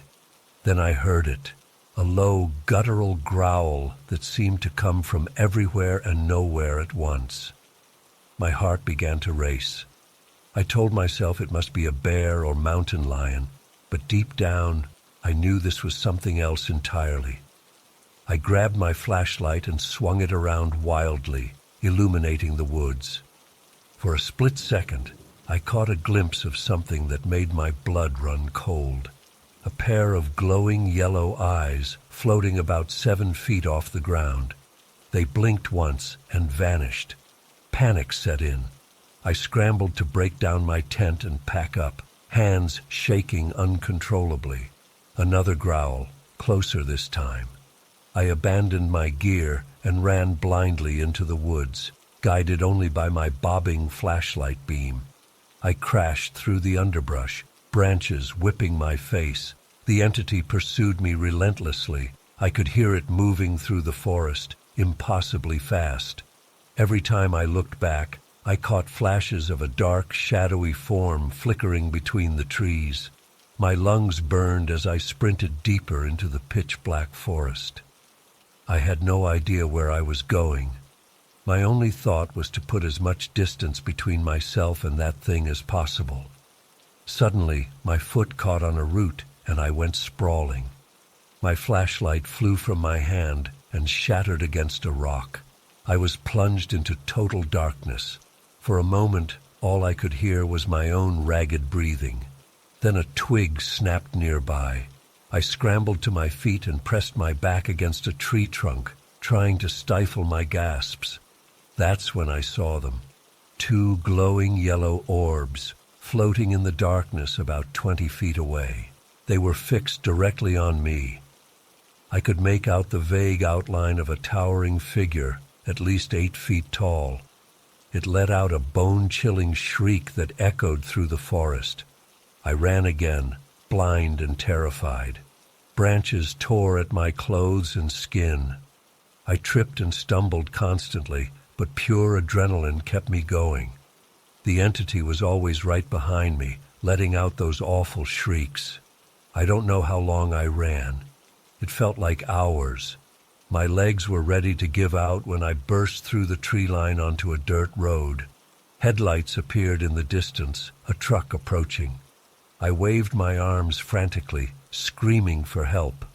The truck screeched to a halt, and an old man leaned out the window, asking if I was okay. I babbled incoherently about being chased. He ushered me into the passenger seat and we sped away. As we drove, I glanced in the side mirror. For a split second, I saw a towering shadow standing at the edge of the woods, yellow eyes gleaming.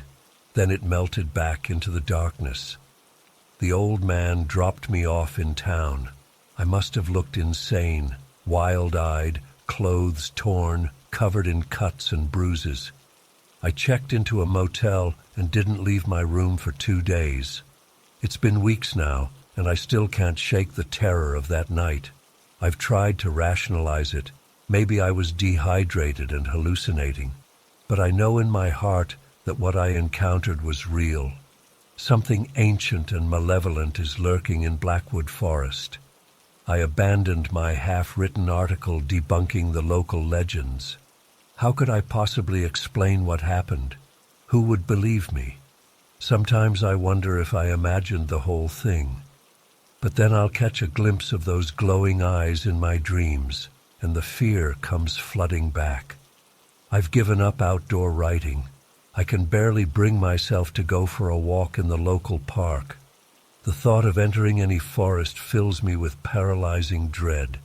I keep expecting to see that shadowy figure materialize, coming to finish what it started. I don't know what that entity was or why it pursued me so relentlessly. Was I simply in the wrong place at the wrong time? Or did I unknowingly trespass on some ancient sacred ground? The questions haunt me constantly.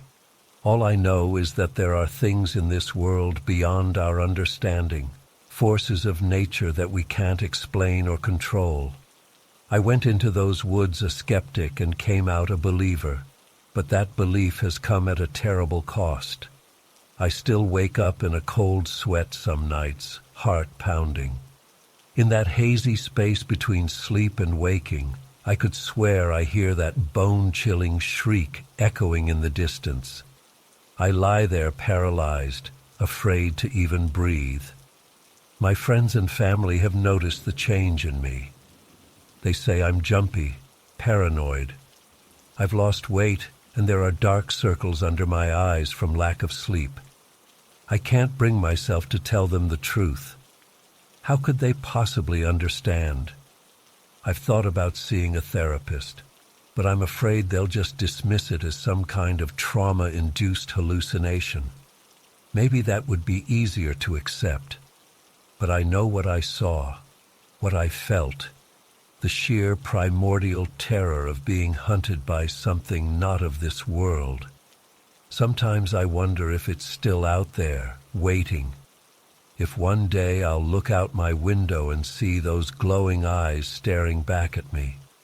The rational part of my brain says I'm safe, that it can't leave the forest. But late at night, when the shadows grow long, I'm not so sure. I've done some research since that night, digging into the history and legends of Blackwood Forest. The area has a dark past, tales of native tribes that disappeared without a trace, early settlers driven mad by something in the woods. Could it be the same entity that chased me? Some kind of ancient guardian or vengeful spirit? The more I learn, the more questions I have. But I know I'll never go back to find answers. The risk is too great. I'm sharing this story as a warning. If you ever find yourself in Blackwood Forest, be on your guard. Don't dismiss the legends as mere superstition like I did. There are things in this world that defy explanation, things that should be left alone. As for me, I'm trying to move on with my life. But I know I'll never be the same. That night in the forest changed me forever. I've seen behind the veil of our reality, and I can't unsee it. All I can do now is try to come to terms with the knowledge that we are not alone in this world, and that some things are better left undisturbed.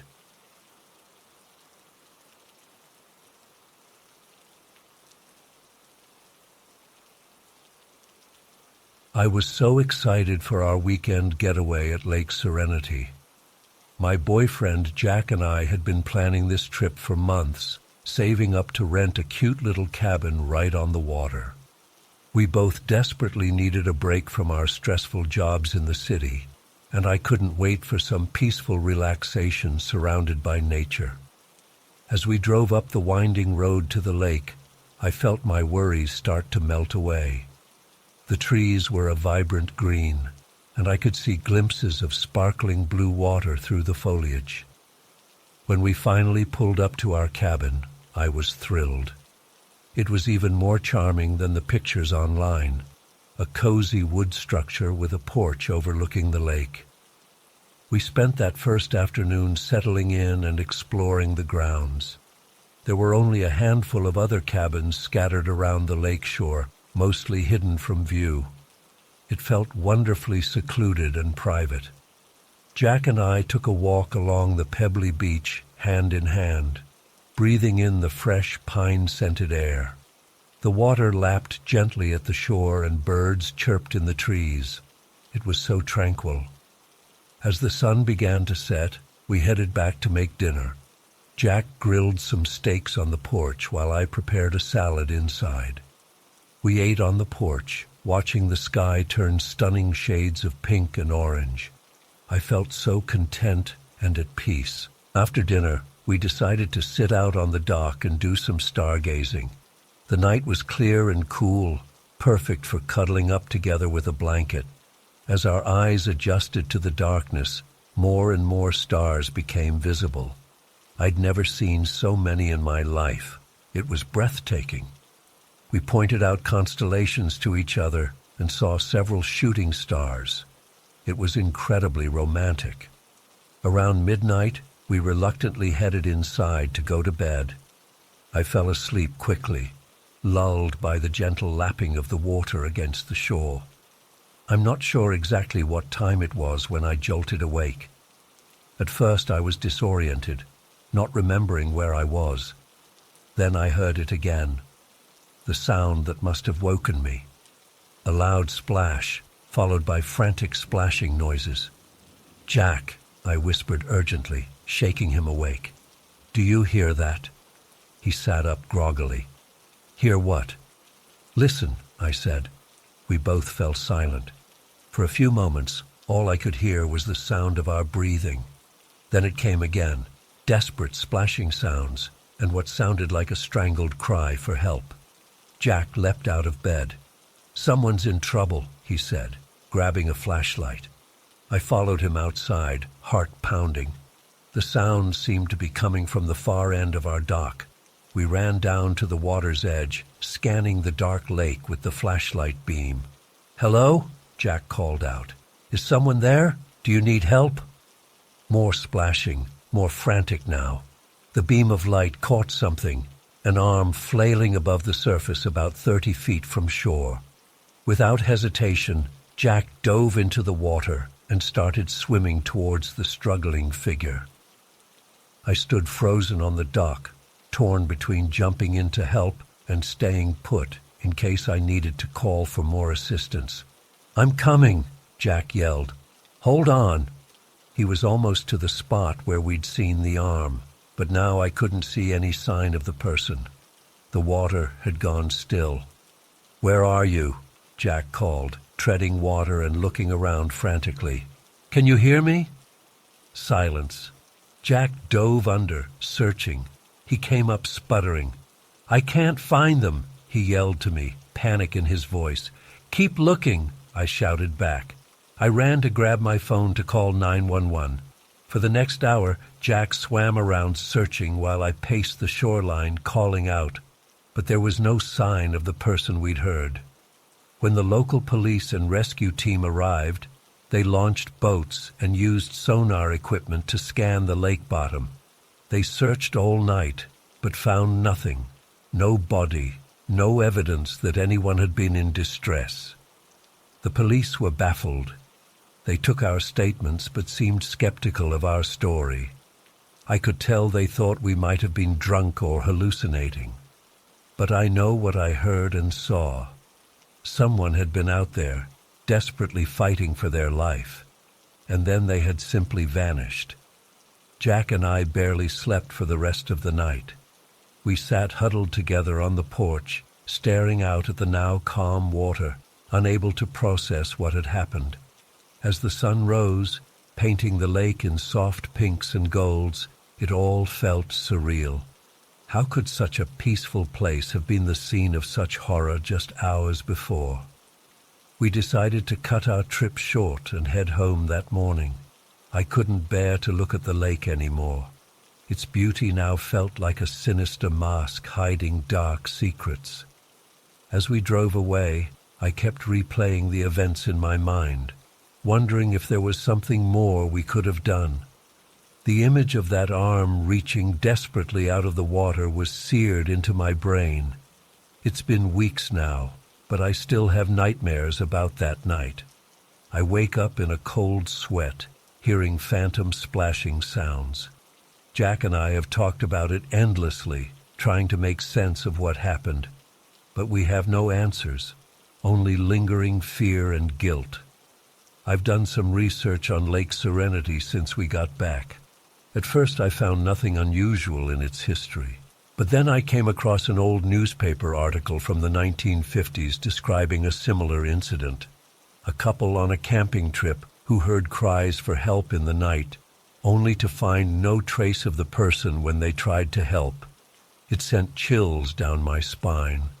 I can't help but feel the lake is hiding something sinister beneath its placid surface, some malevolent force that lures people to their doom.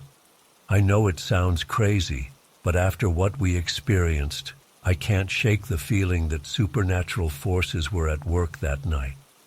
Jack thinks I'm becoming obsessed and wants me to see a therapist to process the trauma. Maybe he's right, but I can't let it go. I need answers. Part of me wants to go back to Lake Serenity to investigate further, but a larger part is terrified to ever set foot near that water again. I don't know if I'll ever be able to fully enjoy lakes or swimming again. That sense of peace and serenity I felt when we first arrived now feels like a distant memory.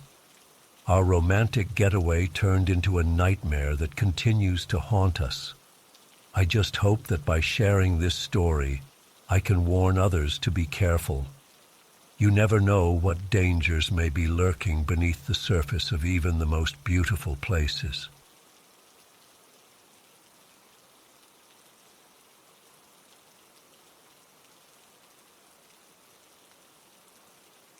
It was supposed to be a routine 3-day wilderness course. I had a group of 8 students, mostly city folks looking to learn some basic outdoor skills. We'd hiked about 10 miles into a remote area of national forest, far from any trails or campsites. I wanted to give them a taste of true wilderness, if only I'd known what was waiting for us out there. The first day and a half went smoothly. We set up camp, practiced fire-starting techniques, learned how to purify water. Pretty standard stuff. It was on the afternoon of the second day that everything went to hell. I'd taken the group on a hike to practice navigation skills when we came across a small opening in a rocky hillside. It looked like the entrance to a cave, mostly hidden by thick underbrush. My curiosity got the better of me. I figured it would be a good opportunity to teach the group about natural shelters, so I decided we'd check it out. As we approached the cave entrance, I felt an immediate sense of unease. There was just something off about it. The air felt colder, damper. An eerie silence seemed to emanate from the darkness beyond. I should have listened to my instincts and turned back right then. But I didn't want to seem paranoid in front of my students, so I pressed on.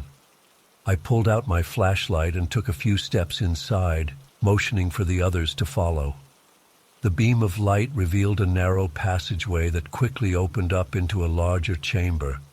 As my eyes adjusted to the darkness, I froze in horror at what I saw scattered across the cave floor. Bones, human bones. They were everywhere. Femurs, ribs, fragments of skulls. Some looked old and weathered, while others seemed disturbingly fresh. My mind reeled as I tried to process what I was seeing. Who did these belong to? How did they get here? One of my students, a young woman named Emily, let out a terrified gasp behind me. "Oh my God," she whispered. "What is this place?" I didn't have an answer for her. All I knew was that we needed to get out of there immediately. But as I turned to usher the group back outside, my flashlight beam caught something that made my blood run cold. There were crude drawings on the cave walls, stick figures and strange symbols smeared in what looked horribly like dried blood. And carved into the rock face were dozens of tally marks, as if someone had been keeping count of something. A primal fear gripped me as I realized we were standing in someone's, or something's, lair. "Everyone out. Now," I ordered, trying to keep my voice steady. We had barely taken 2 steps when an inhuman shriek echoed through the cave. It was unlike anything I'd ever heard before, a guttural, feral sound that chilled me to my core. and it was coming from deeper in the cave. Panic set in as we all scrambled for the exit. But we weren't fast enough. A figure burst from the shadows, moving with terrifying speed. In the chaos and darkness, I could only catch glimpses: matted hair, wild eyes, skin covered in dirt and blood. It was a man, or at least it had been once. Now it was something else entirely: feral, savage, barely human. He lunged at us, howling and snapping his teeth. I yelled at my students to run as I put myself between them and the creature. It slammed into me with shocking force, knocking me to the ground. I felt its hot, putrid breath on my face as razor-sharp nails raked across my chest. Somehow, I managed to kick it off me and scramble to my feet. I bolted for the cave entrance, my heart pounding in my ears. I emerged into the fading daylight to find my students in a panic, screaming and crying. "Run!" I shouted. "Back to camp now!" We took off through the forest, crashing through underbrush and leaping over fallen logs. I could hear it behind us, branches snapping, that terrible shrieking growing closer. How could it move so fast through such dense forest? Emily tripped and fell with a cry of pain. I rushed back to help her up, terrified of what I'd see closing in behind us. But there was nothing there. The forest had gone eerily quiet. We made it back to our campsite, breathless and terrified. I quickly got everyone to pack up their gear. There was no way we were spending another night out here. We hiked out in the fading light, not stopping until we reached the trailhead hours later. The authorities didn't believe us when we reported what happened. They searched the area and found no trace of the cave or its horrifying inhabitant. Sometimes I wonder if I imagined it all, but then I look at the scars on my chest, from where that thing's nails raked across my skin, and I know it was real. I don't lead wilderness courses anymore. I can't bring myself to go back into those remote forests, because now I know what's out there, lurking in the darkness. And I know that some places in this world are best left unexplored. I still have nightmares about that day.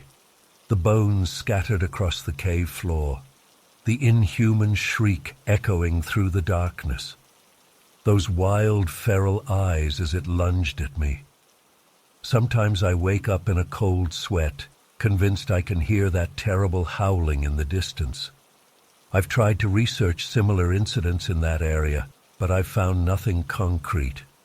Just vague rumors and campfire stories about people going missing in those woods. Part of me wants to go back to try and find answers, but a bigger part knows that would be suicide. Whatever that thing in the cave was, it wasn't natural. It was something ancient and evil that should have stayed buried in the dark, and I'm terrified that one day it might find its way out of those remote forests and into the wider world. So I'm sharing this story as a warning. Be careful out there in the wilderness.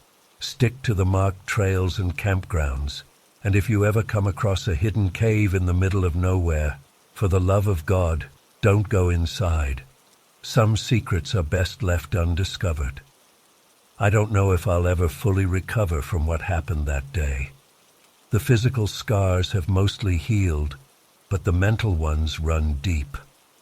I used to feel at home in the wilderness, but now every rustle of leaves or snapping twig fills me with dread. Sometimes I wonder about that thing in the cave. Was it truly alone, or are there more of its kind out there? How long had it been living in that cave? And what twisted evolution had turned it into the monster we encountered? I've entertained all sorts of theories, everything from an undiscovered hominid species to some government experiment gone wrong. But in the end, I don't think I want to know the truth. Some mysteries are better left unsolved. All I know is that I'll never forget the primal terror I felt in that moment. The bone-deep certainty that I was face to face with something that defied explanation. It was a stark reminder that for all our technology and supposed mastery over nature, we're still just fragile creatures in a world full of dangers we can't comprehend. So if you're reading this and planning a wilderness trip of your own, please be careful out there. Respect nature, but never forget that it can be brutal and unforgiving. And always remember that some of the darkest, most terrifying things in this world are the ones we haven't discovered yet. As for me, I'm done with the deep wilderness. These days, I stick to short day hikes in well-traveled areas. It's not the same rush as true backcountry exploration, but at least I can sleep at night without worrying about what might be lurking in the shadows. I hope sharing this story helps someone avoid a similar fate. And if you ever find yourself deep in the wilderness and stumble upon a hidden cave, just turn around and walk away. Trust me, whatever's inside isn't worth the risk. The first day of my hike was uneventful. I made good time on the trail, enjoying the crisp mountain air and breathtaking views. As evening approached, I found a nice spot to set up camp near a babbling stream. I fell asleep that night feeling peaceful and content, excited for the days ahead. The next morning, I woke up early, broke camp, and hit the trail again. My plan was to hike deeper into the backcountry, far from any roads or civilization. Around midday, I veered off the main trail to explore a secluded valley I had read about online. That's when things took a terrifying turn. As I hiked through a particularly dense section of forest, I started to get an eerie feeling, like I was being watched. The birds had gone quiet, and there was an unnatural stillness in the air. My instincts were screaming at me that something wasn't right. I paused and scanned my surroundings, straining to hear any unusual sounds. That's when I saw it, a wisp of smoke rising above the trees about a quarter-mile ahead. My first thought was that it must be another hiker's campfire. But then I remembered how remote this area was supposed to be. Very few people ventured this far into the wilderness. A sense of dread began to creep over me. I knew I should turn back, but curiosity got the better of me. Moving as quietly as I could, I crept forward to investigate. As I got closer, I could make out voices, gruff male voices that didn't sound like friendly campers. My heart started racing as I realized I had stumbled onto something I wasn't meant to see. Crouching behind a fallen log, I peered through the foliage and saw a clearing with several tents and a campfire. There were 5 men, all rough-looking and armed with rifles. My blood ran cold as I realized these must be criminals hiding out in the wilderness, maybe bank robbers or drug smugglers. Whatever they were, I knew I was in serious danger if they spotted me. I started to slowly back away, but in my nervousness, I accidentally snapped a twig underfoot. The sharp crack seemed to echo through the forest. Instantly, all 5 men were on alert, grabbing their weapons and scanning the trees. I froze in terror, hardly daring to breathe. "Who's there?" one of them shouted. "Come out now, or we start shooting." Panic overtook me, and I sprinted away as fast as I could. I heard angry shouts, and then gunshots rang out, splintering tree bark around me. Adrenaline surged through my body as I ran for my life, crashing through the underbrush. I ran blindly through the forest, branches whipping my face, my only thought to put as much distance as possible between me and those men. I could hear them crashing through the woods behind me, getting closer. My lungs were burning and my legs felt like jelly, but sheer terror kept me going. After what felt like hours, but was probably only 15-20 minutes, I couldn't run anymore. I dove behind a large boulder, gasping for air. I could still hear the men searching, but their voices sounded farther away now. Had I managed to lose them? As I tried to calm my ragged breathing, I assessed my situation. I had dropped my backpack while fleeing, so I had no supplies, no map, no water. I was hopelessly lost in a vast wilderness with armed criminals hunting me. Panic threatened to overwhelm me again, but I forced myself to think clearly. I needed a plan. I decided my best bet was to find a hiding spot and wait until dark, then try to make my way back to the main trail under cover of night. Moving as silently as I could, I found a dense thicket and burrowed deep inside, pulling branches around to conceal myself. Then I waited, my nerves on edge, jumping at every snapping twig or rustle of leaves. The afternoon dragged on endlessly. Several times I heard the men's voices in the distance, still searching. As dusk fell, it got eerily quiet. Had they given up? I didn't dare move to check. When it was finally fully dark, I cautiously emerged from my hiding spot. The forest was pitch black and I had no flashlight. I picked a direction that I hoped would lead back to the trail and started walking, using the stars to navigate. Every step was terrifying. I kept imagining armed men lurking behind every tree. Twice I heard noises that sent me diving for cover, but it turned out to be just animals. After hours of stumbling through the darkness, my feet bleeding and my body aching, I miraculously found the trail again. I wanted to cry with relief, but I knew I wasn't safe yet. I still had miles to go before reaching my car. I pushed on through the night, jumping at shadows, certain that at any moment I would hear angry voices or gunshots behind me. It was nearing dawn when I finally reached the trailhead and saw my car. I've never been so happy to see a beat-up old Subaru in my life. I drove out of there as fast as I could, not stopping until I reached the nearest town. Only then did I break down, the full impact of what I'd been through hitting me all at once. I reported what happened to the police, but since I couldn't pinpoint the exact location, there wasn't much they could do. They did send a team to search the area, but found no trace of the camp. To this day, I don't know who those men were or what they were doing out there. That experience changed me. I used to see the wilderness as a peaceful refuge, but now I know it can hide real dangers. I still go hiking, but never alone anymore. And I'm much more cautious about venturing off established trails. Sometimes I still have nightmares about being chased through dark forests. The terror felt so real, so immediate. It was like being in a horror movie, except it was actually happening to me. I'll never forget the sound of those gunshots or the murderous fury in the men's voices as they hunted me. I know I'm incredibly lucky to have escaped. If they had caught me, I have no doubt they would have killed me to keep their hideout secret.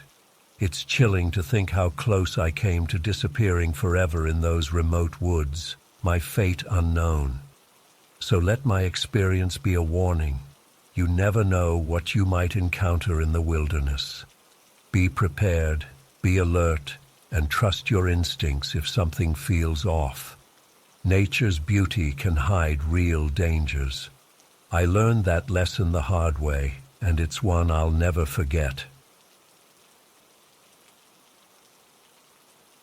I was an avid hiker, always seeking out new trails and hidden gems in nature. That's what led me to Blackwater State Park one crisp autumn day. I'd heard rumors of some lesser-known paths deep in the woods, off the main trails. The kind of places only locals knew about. I was eager to explore and maybe find something special. The day started off perfectly. Clear skies, a light breeze rustling the colorful leaves. I set off early, my backpack loaded with supplies for a full day of hiking. For the first few hours, I stuck to the marked trails, enjoying the scenery but itching to venture further. Around midday, I spotted a faint path branching off into denser forest. This was exactly what I'd been looking for. I followed the overgrown trail, pushing through thick underbrush. The woods grew darker and quieter the further I went. After about an hour of tough hiking, The path opened up into a small clearing. What I saw there stopped me in my tracks. The trees surrounding the clearing were wrong. Their bark was twisted into unnatural shapes, forming intricate patterns and symbols I'd never seen before. They almost looked like some kind of ancient writing system, but far more complex and alien. I approached one of the trees, running my hand over the strange markings. The bark felt unnaturally smooth, as if it had been polished. That's when I noticed the objects scattered on the ground. At first glance, they looked like oddly shaped rocks or pieces of wood. But as I picked one up, I realized it was something else entirely. It was lightweight, almost metallic, covered in the same bizarre symbols as the trees. I couldn't begin to guess what it was made of or what purpose it served. A chill ran down my spine as I surveyed the clearing. How had no one discovered this place before? The symbols and artifacts clearly weren't natural, but they also didn't look like anything made by modern humans. It was as if I'd stumbled upon the remnants of some long-lost civilization. I spent the next few hours documenting everything I could. I took dozens of photos, made rubbings of the tree symbols, and collected a few of the smaller artifacts to examine later. My mind was racing with questions. Who created all this? How old was it? What did the symbols mean? I was so engrossed in my discoveries that I barely noticed the sun starting to set. As darkness fell, the atmosphere in the clearing changed dramatically. The symbols on the trees seemed to shimmer in the fading light, almost as if they were moving. A sense of unease crept over me. That's when I heard it, a low, guttural growl coming from the edge of the clearing. I spun around, heart pounding, but couldn't see anything in the growing darkness. The growl came again, closer this time. I fumbled for my flashlight, hands shaking. As I swept the beam of light across the tree line, I caught a glimpse of something. It was only for a split second, but what I saw defied explanation. A tall, shadowy figure, its form constantly shifting and changing. It didn't move like any animal I'd ever seen. Panic set in. I stuffed my camera and the artifacts into my backpack and bolted for the path I'd come in on. As I ran, crashing through the underbrush, I could hear something massive moving through the forest behind me. The growling had turned into a high-pitched, inhuman shriek that made my blood run cold. I ran faster than I ever had in my life, branches whipping my face, roots threatening to trip me with every step. The presence behind me felt oppressive, as if the very air was growing thick and heavy. I didn't dare look back, focused only on putting as much distance between myself and that clearing as possible. After what felt like hours of running, I finally burst out onto one of the main park trails.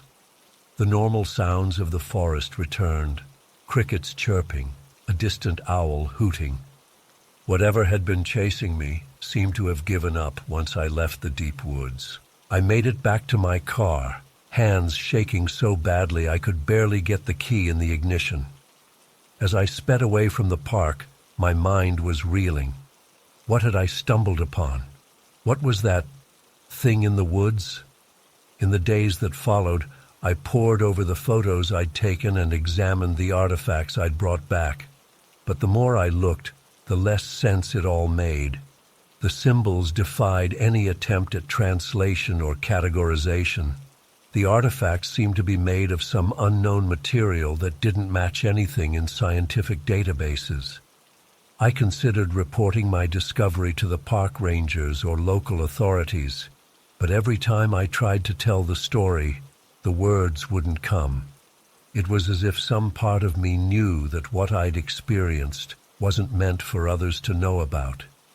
That day in the woods changed me profoundly. I find myself constantly looking over my shoulder, jumping at shadows. I've given up hiking altogether. The thought of going back into the forest fills me with paralyzing dread. Sometimes at night, I swear I can hear that inhuman shriek in the distance, calling me back to that clearing. I don't know what ancient secret I uncovered that day, or what forces I might have awakened. All I know is that there are things in this world far beyond our understanding, hidden just out of sight. And sometimes it's better to leave those secrets buried.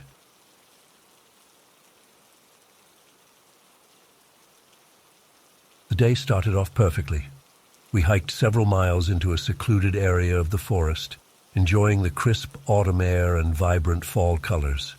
The kids were in high spirits as we set up camp, joking around as they pitched tents and gathered firewood.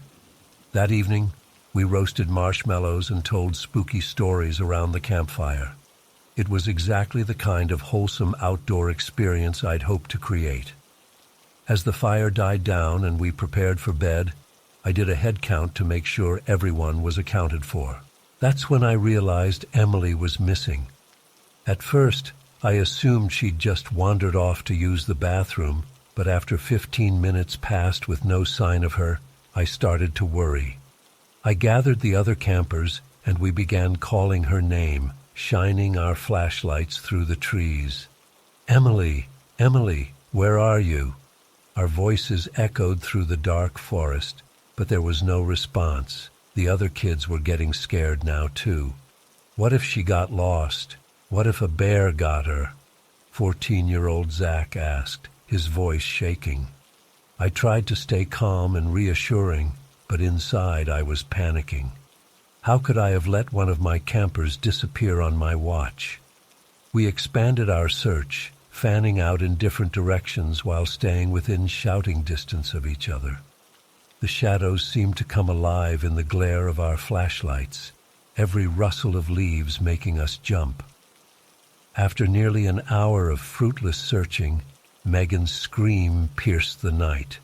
We all rushed toward the sound to find her pointing shakily at something on the ground.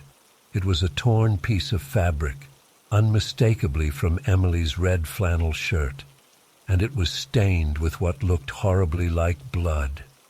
My stomach dropped as I knelt to examine it. "Oh God," I whispered. This was so much worse than I'd feared. Had Emily been attacked by an animal? Kidnapped by some deranged person lurking in the woods? My mind raced with horrible possibilities. The other campers were in various states of panic now. Some were crying, others looked ready to bolt. I knew I had to keep it together for their sake, but I was terrified. We were miles from any help, with no cell service. I had no idea what to do next. Just then, we heard a twig snap nearby. We all whirled around, our flashlights illuminating a figure standing just beyond the tree line. For a split second, I felt a surge of relief thinking it was Emily. But as the light hit the figure's face, my blood ran cold. It was wearing a blank white mask, expressionless and terrifying in the darkness. Before we could react, more masked figures emerged from the shadows surrounding us. There must have been at least a dozen of them, all wearing those same horrifying masks. The campers screamed and huddled together. I tried to put myself between them and the figures, my heart pounding so hard I thought it might burst from my chest. "Who are you? What do you want?" I shouted, trying to sound braver than I felt. But the figures remained eerily silent, slowly closing in around us. Suddenly, one of them lunged forward and grabbed Zach by the arm. That broke the spell of terror that had frozen us in place. "Run!" I yelled, shoving the kids ahead of me as we bolted into the forest. What followed was like something out of a horror movie. We crashed through the underbrush, branches whipping our faces as we ran blindly through the pitch-black woods. I could hear the heavy footsteps and labored breathing of our pursuers close behind. The beams of our flashlights bounced crazily, offering only brief, disorienting glimpses of the forest around us. I had no idea where we were going, only that we had to get away. The sound of the kids sobbing and gasping for air tore at my heart.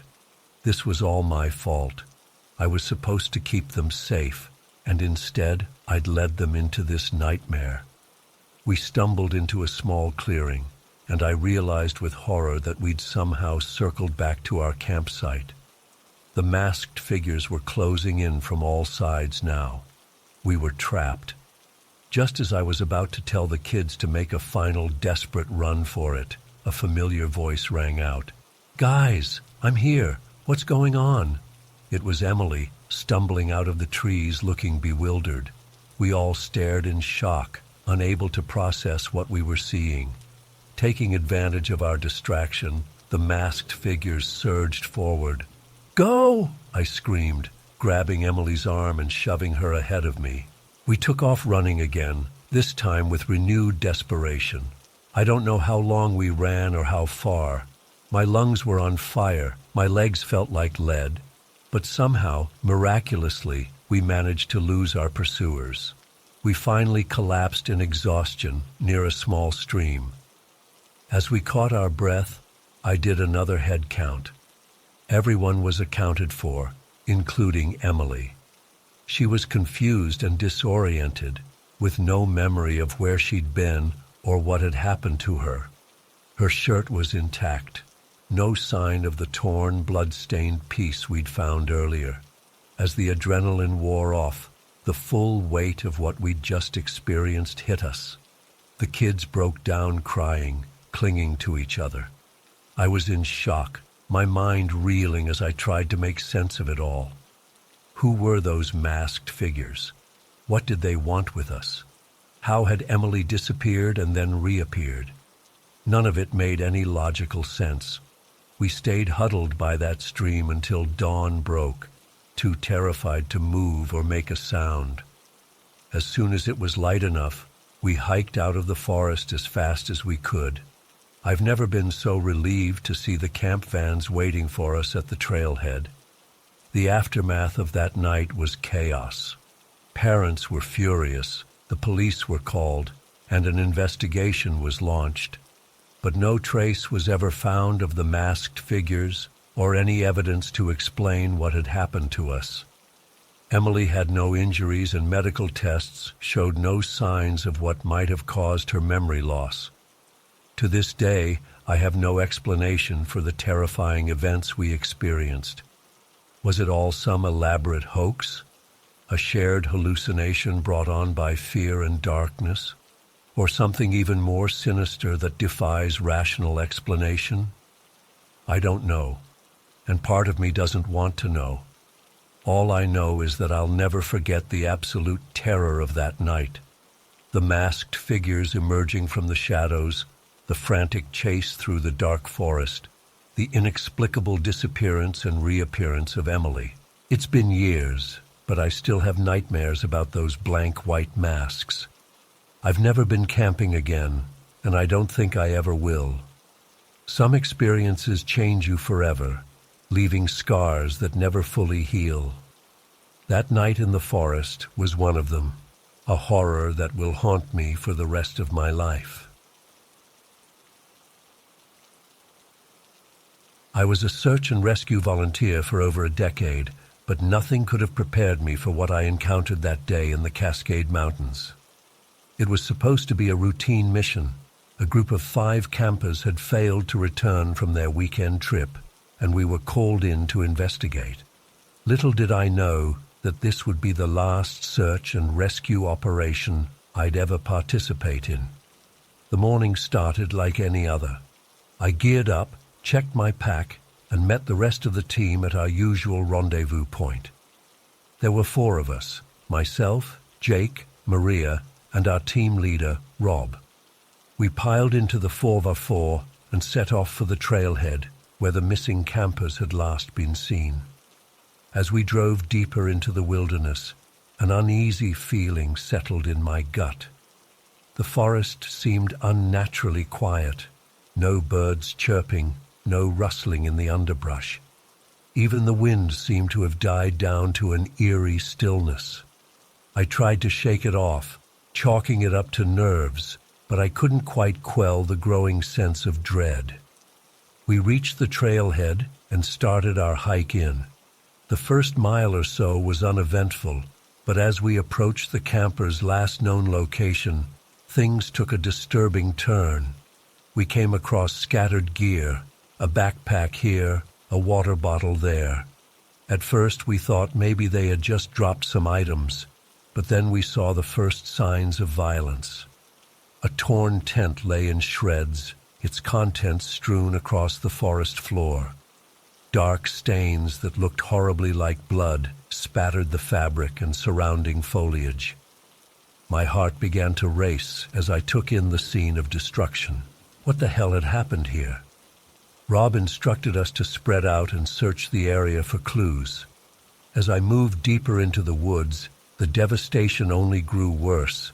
More shredded gear, more bloodstains, and disturbingly long claw marks gouged into tree trunks. Whatever had attacked the campsite was large and vicious.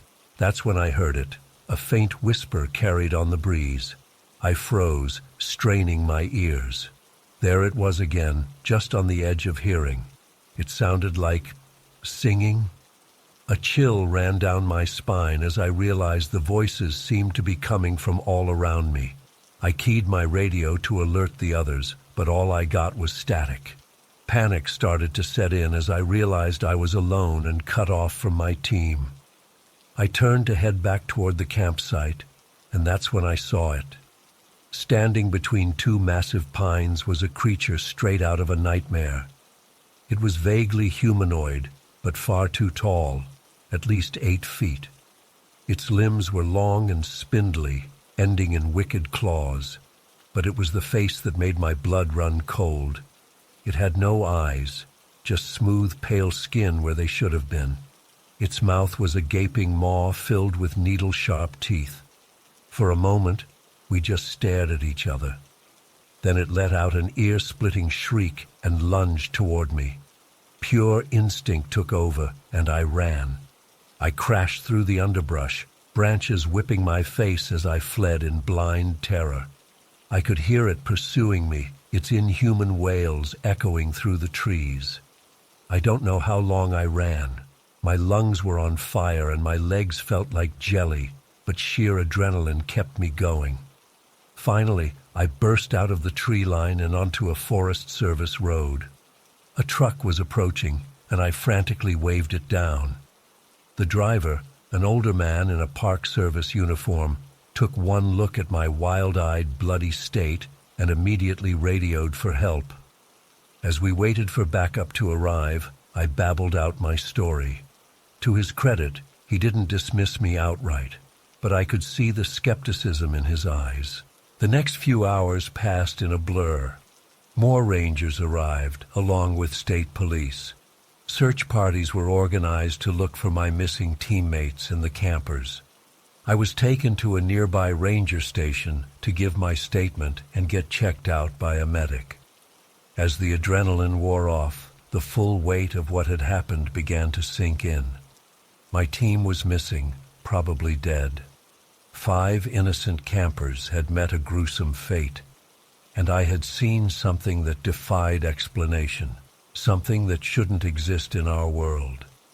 The official search lasted for weeks, but they never found any trace of Rob, Jake, or Maria. The families of the missing campers were devastated. As for me, I was left with nightmares and a deep, gnawing fear of the wilderness I once loved. I've tried to move on with my life in the years since, but I can never fully shake the memory of that day. Sometimes, when the wind blows just right, I swear I can still hear those whispers carried on the breeze. And I know, deep in my bones, that something ancient and evil still lurks in those mountains, waiting for its next victims. I don't go into the woods anymore. I can't bear the thought of encountering that creature again, or worse, leading others into its hunting grounds. But I feel compelled to share my story as a warning. There are things out there beyond our understanding, and sometimes the real monsters aren't just in our imagination. To this day, I struggle to make sense of what happened. Was it some undiscovered predator? A government experiment gone wrong? Or something truly supernatural? I don't have any answers, only the lingering trauma and a deep-seated fear of what might be hiding in the shadows of the forest. I've sought therapy, tried support groups, even considered hypnosis to recover more details of that day. But part of me is terrified of remembering more. What if there are even worse horrors locked away in my subconscious? The authorities eventually closed the case, chalking it up to a tragic accident, probably a bear attack, they said. But I know what I saw. That thing was no bear. Its image is seared into my memory, haunting my dreams and making me jump at every shadow. I've done research, trying to find any similar encounters or legends that might explain what I experienced. I've found whispers of similar creatures in folklore from around the world, the Wendigo of Native American myth, the Leshy of Slavic tales. But nothing quite matches what I saw that day. Sometimes I wonder if I'm crazy, if the stress and terror of that day caused my mind to conjure up some impossible monster. But then I remember the blood, the destruction, the missing people. Something very real and very dangerous was in those woods. I've considered going back, trying to find evidence to prove what happened. But the fear is too great, and honestly, I'm not sure I want proof. Sometimes not knowing feels safer than confronting the terrifying truth. So I live with this burden, this knowledge that the world is stranger and more dangerous than most people realize. I've left my search and rescue days behind, moved to the city where I'm surrounded by the comforting sounds of civilization. But on quiet nights, when the wind whistles just right, I'm transported back to those woods, and I know that somewhere out there, that creature is still waiting, still hunting. To anyone reading this, please, be careful in the wilderness. Respect nature, but also be aware that there are things out there beyond our understanding. And if you ever hear whispers in the forest when no one else is around, run. Run as fast and as far as you can. You might just save your life.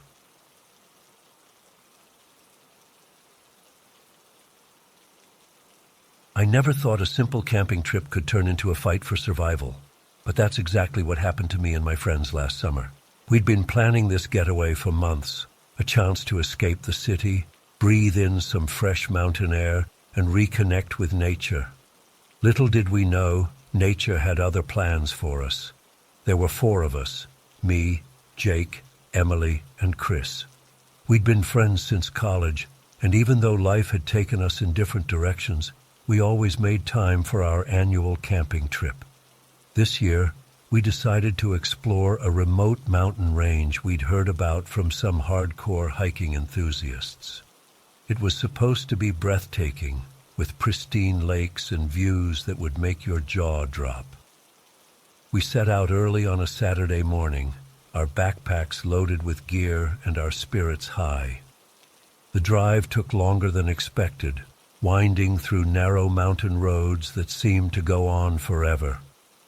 By the time we reached the trailhead, it was already mid-afternoon.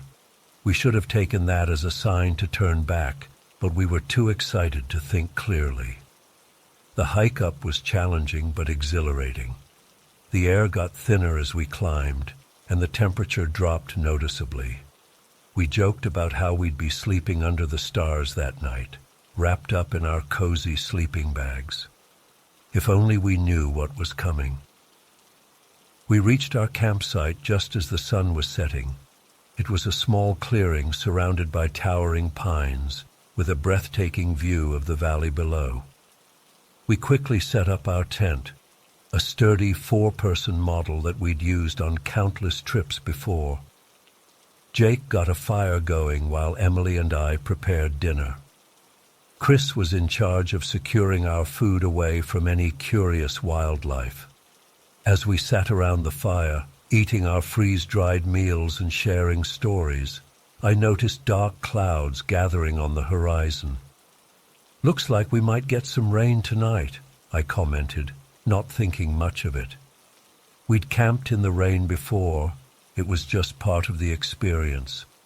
We turned in early, tired from the long hike. I remember drifting off to sleep, feeling content and at peace. That peace was shattered in the middle of the night by a deafening crack of thunder that seemed to shake the very mountain we were on. I jolted awake, my heart pounding. The wind was howling, and rain was pelting our tent with such force that I thought it might tear through the fabric. Lightning flashed, illuminating our terrified faces for brief seconds. "What's happening?" Emily shouted over the noise of the storm. "It's just a thunderstorm," Jake tried to reassure us, but I could hear the uncertainty in his voice. "It'll pass soon."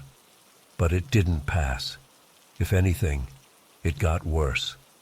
The temperature plummeted, and soon we could hear the distinct sound of sleet hitting the tent.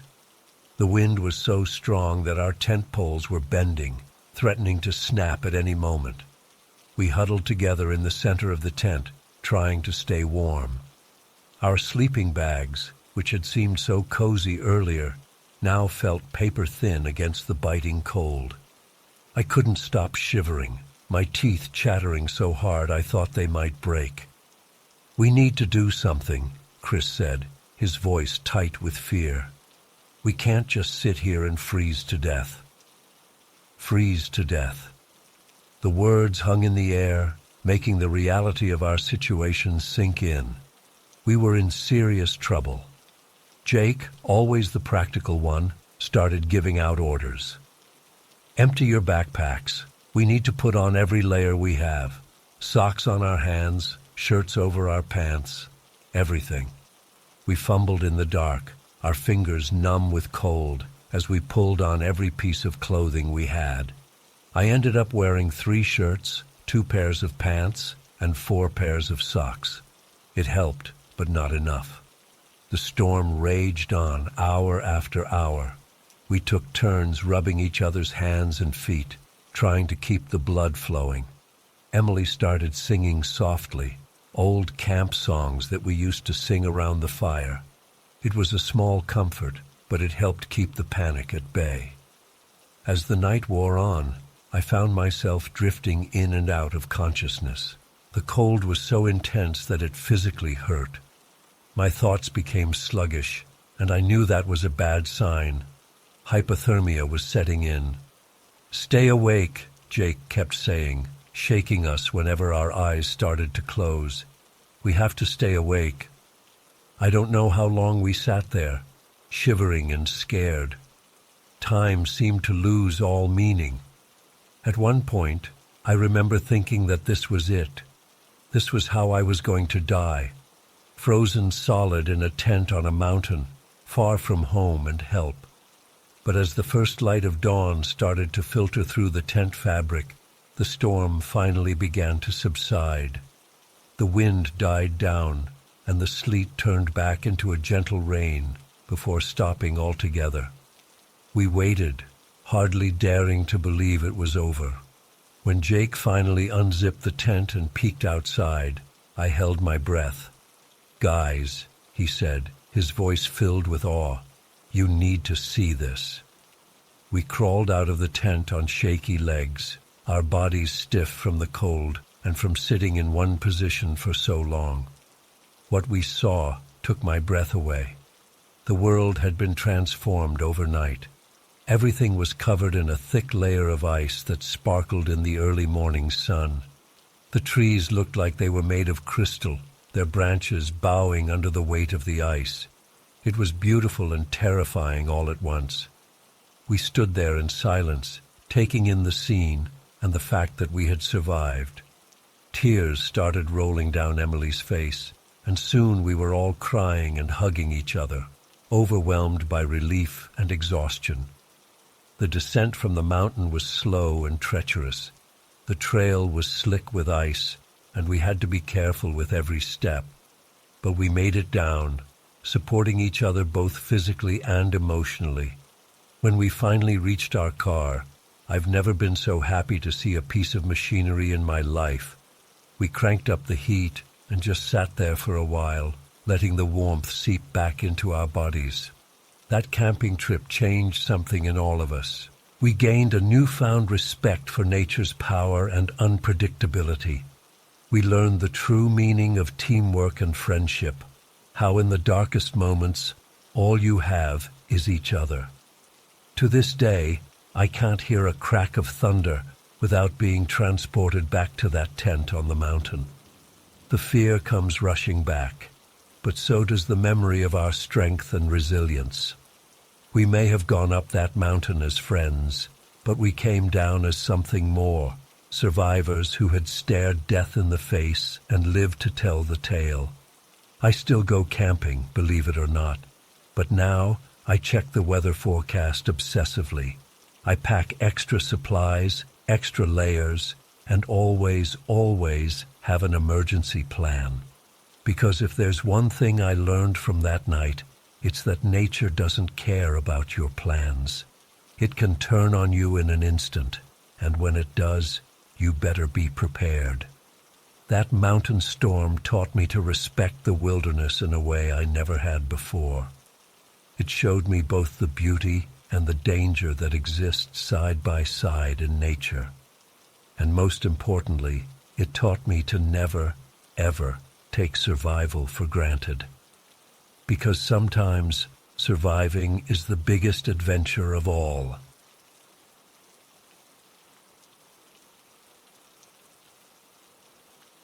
I was an avid cyclist, always looking for new trails to explore on my mountain bike.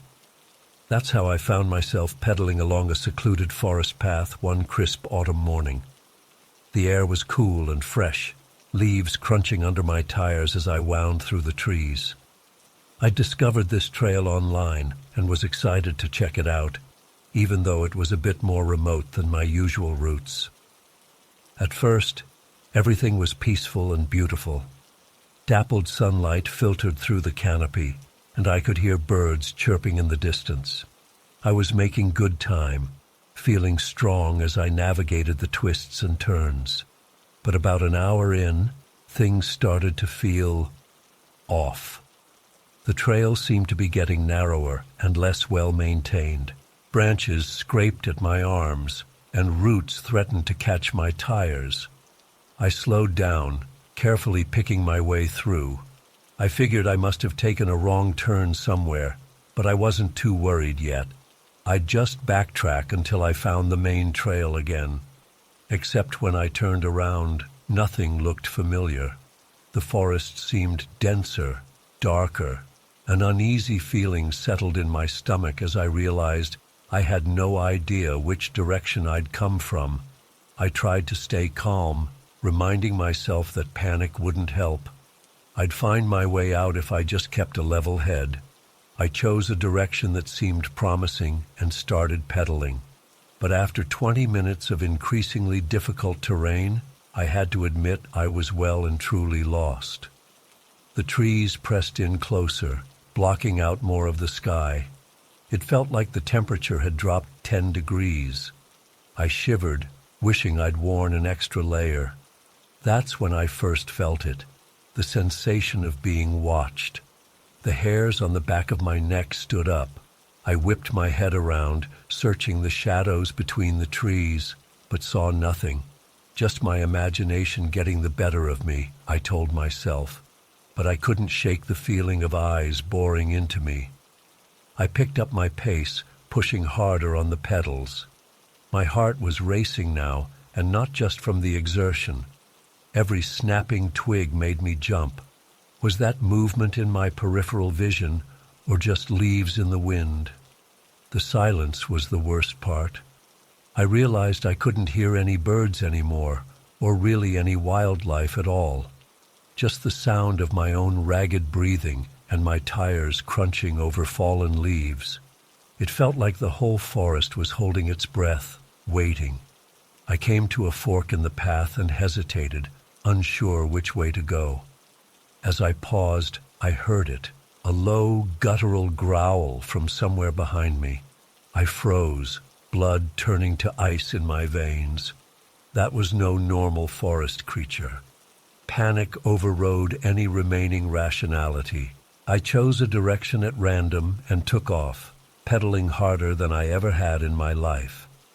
Branches whipped at my face as I tore down the narrow trail.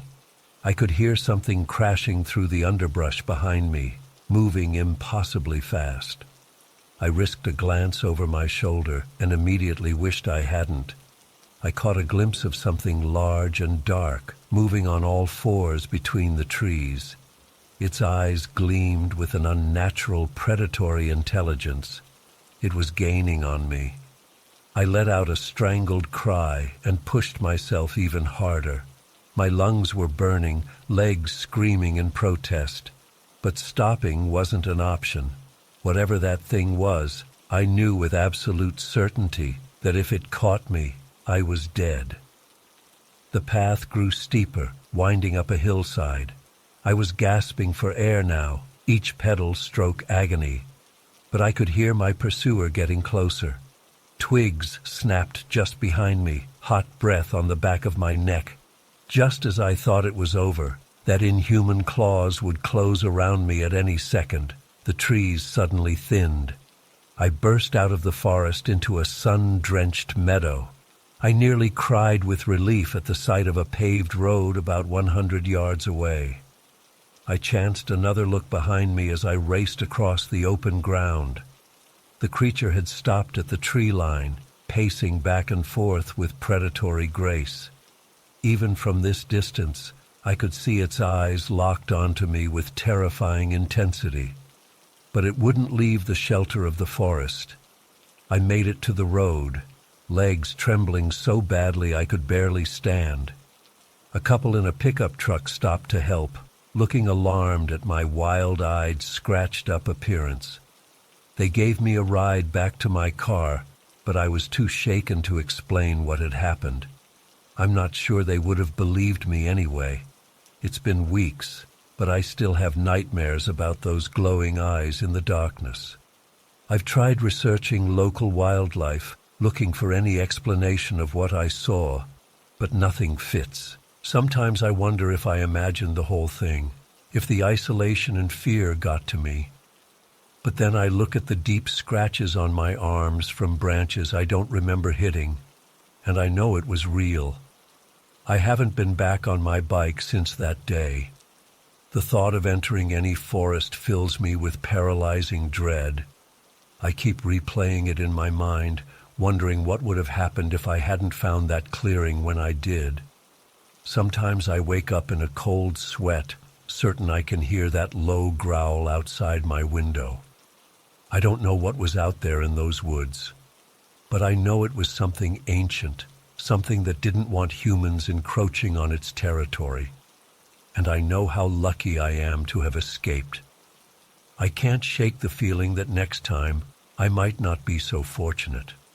So I'll stick to city streets and well-populated areas from now on.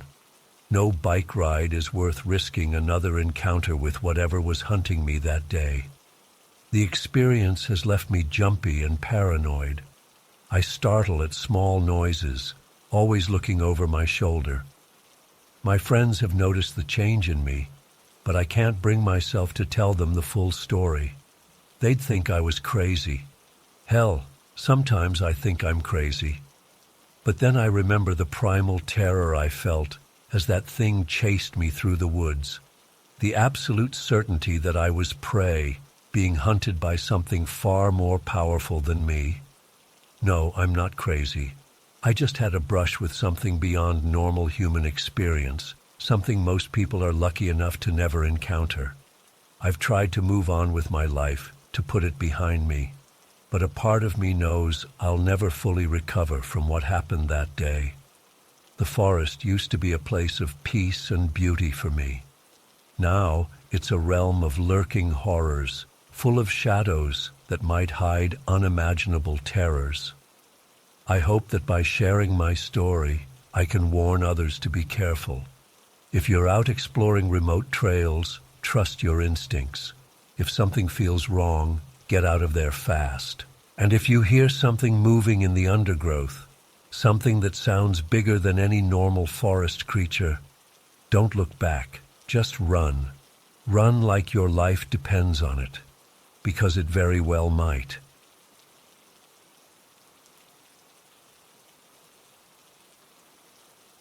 The morning I left was crisp and clear, perfect weather for hiking into the remote backcountry.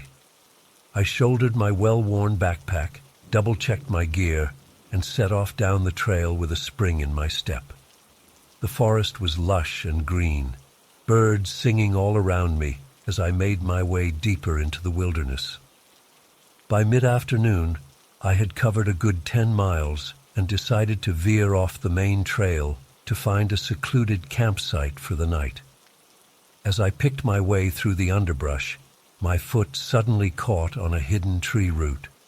Before I could catch myself, I stumbled and felt a sickening pop in my ankle as I crashed to the ground. Searing pain shot through my leg, and I let out an involuntary cry. Gritting my teeth, I tried to stand, but my ankle immediately buckled under me. A wave of nausea washed over me as the realization hit. I was seriously injured and completely alone in the middle of nowhere. Fighting down panic, I assessed the situation.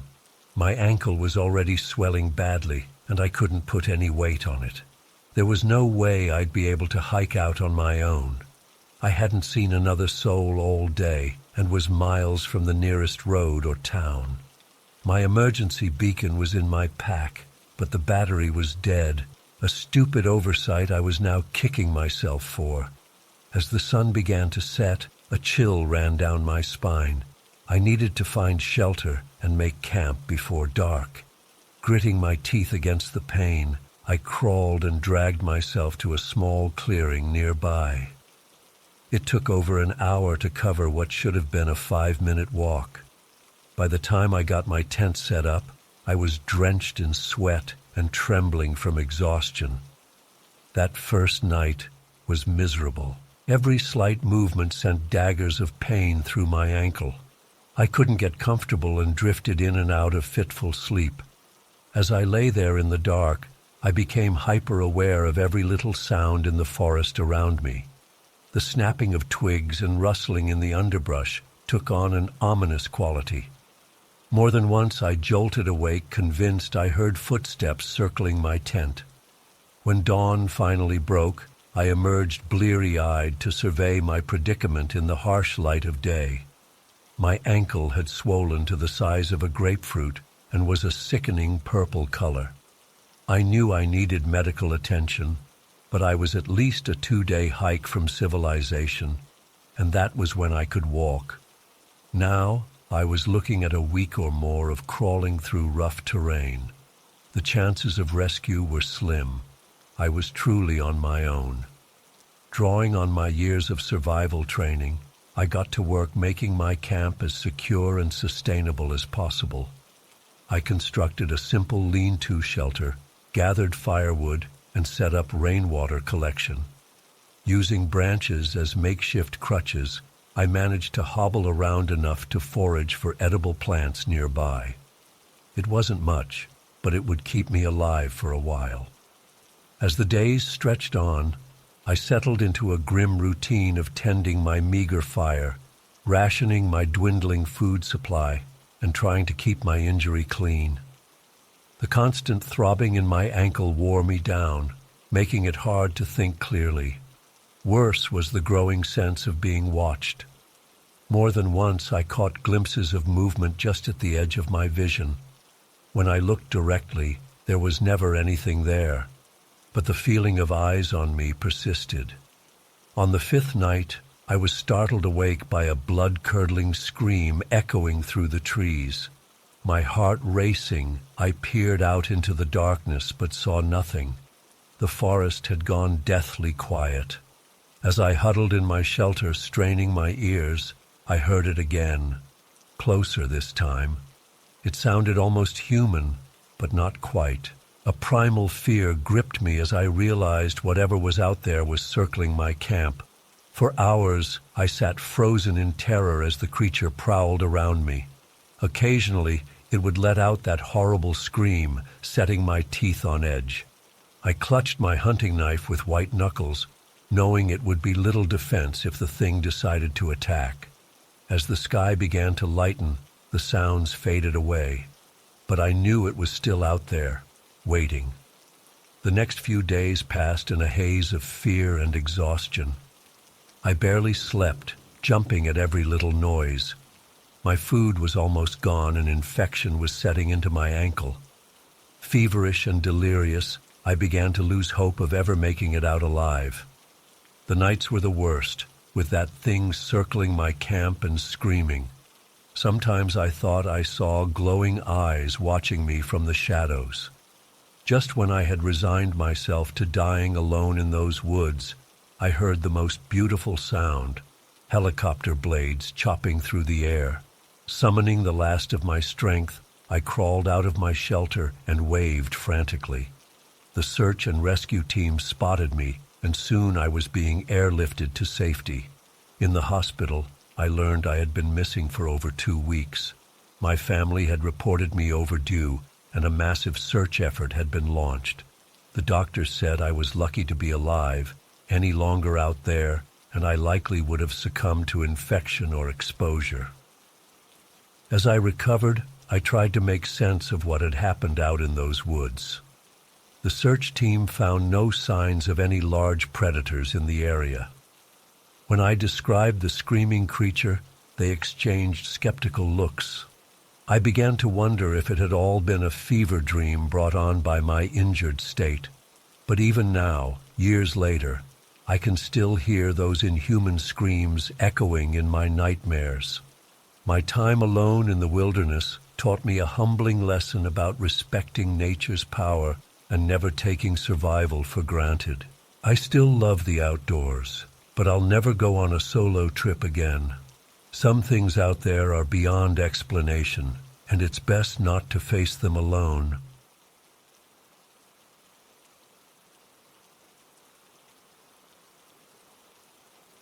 I was looking forward to a quiet winter getaway at my family's cabin in the Canadian wilderness.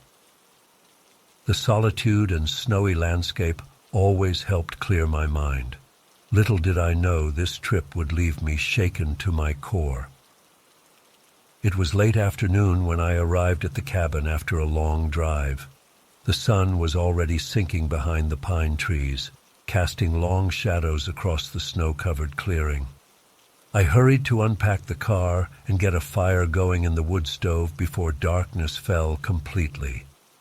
As I was bringing in the last of my gear, I noticed something odd, a set of footprints in the snow leading up to the cabin porch. At first I dismissed it, figuring they were probably just left by the caretaker who checks on the property periodically. But as I looked closer, I realized these prints were fresh, made sometime in the last few hours, judging by the crisp edges. A chill ran down my spine that had nothing to do with the frigid air. Who else could be out here?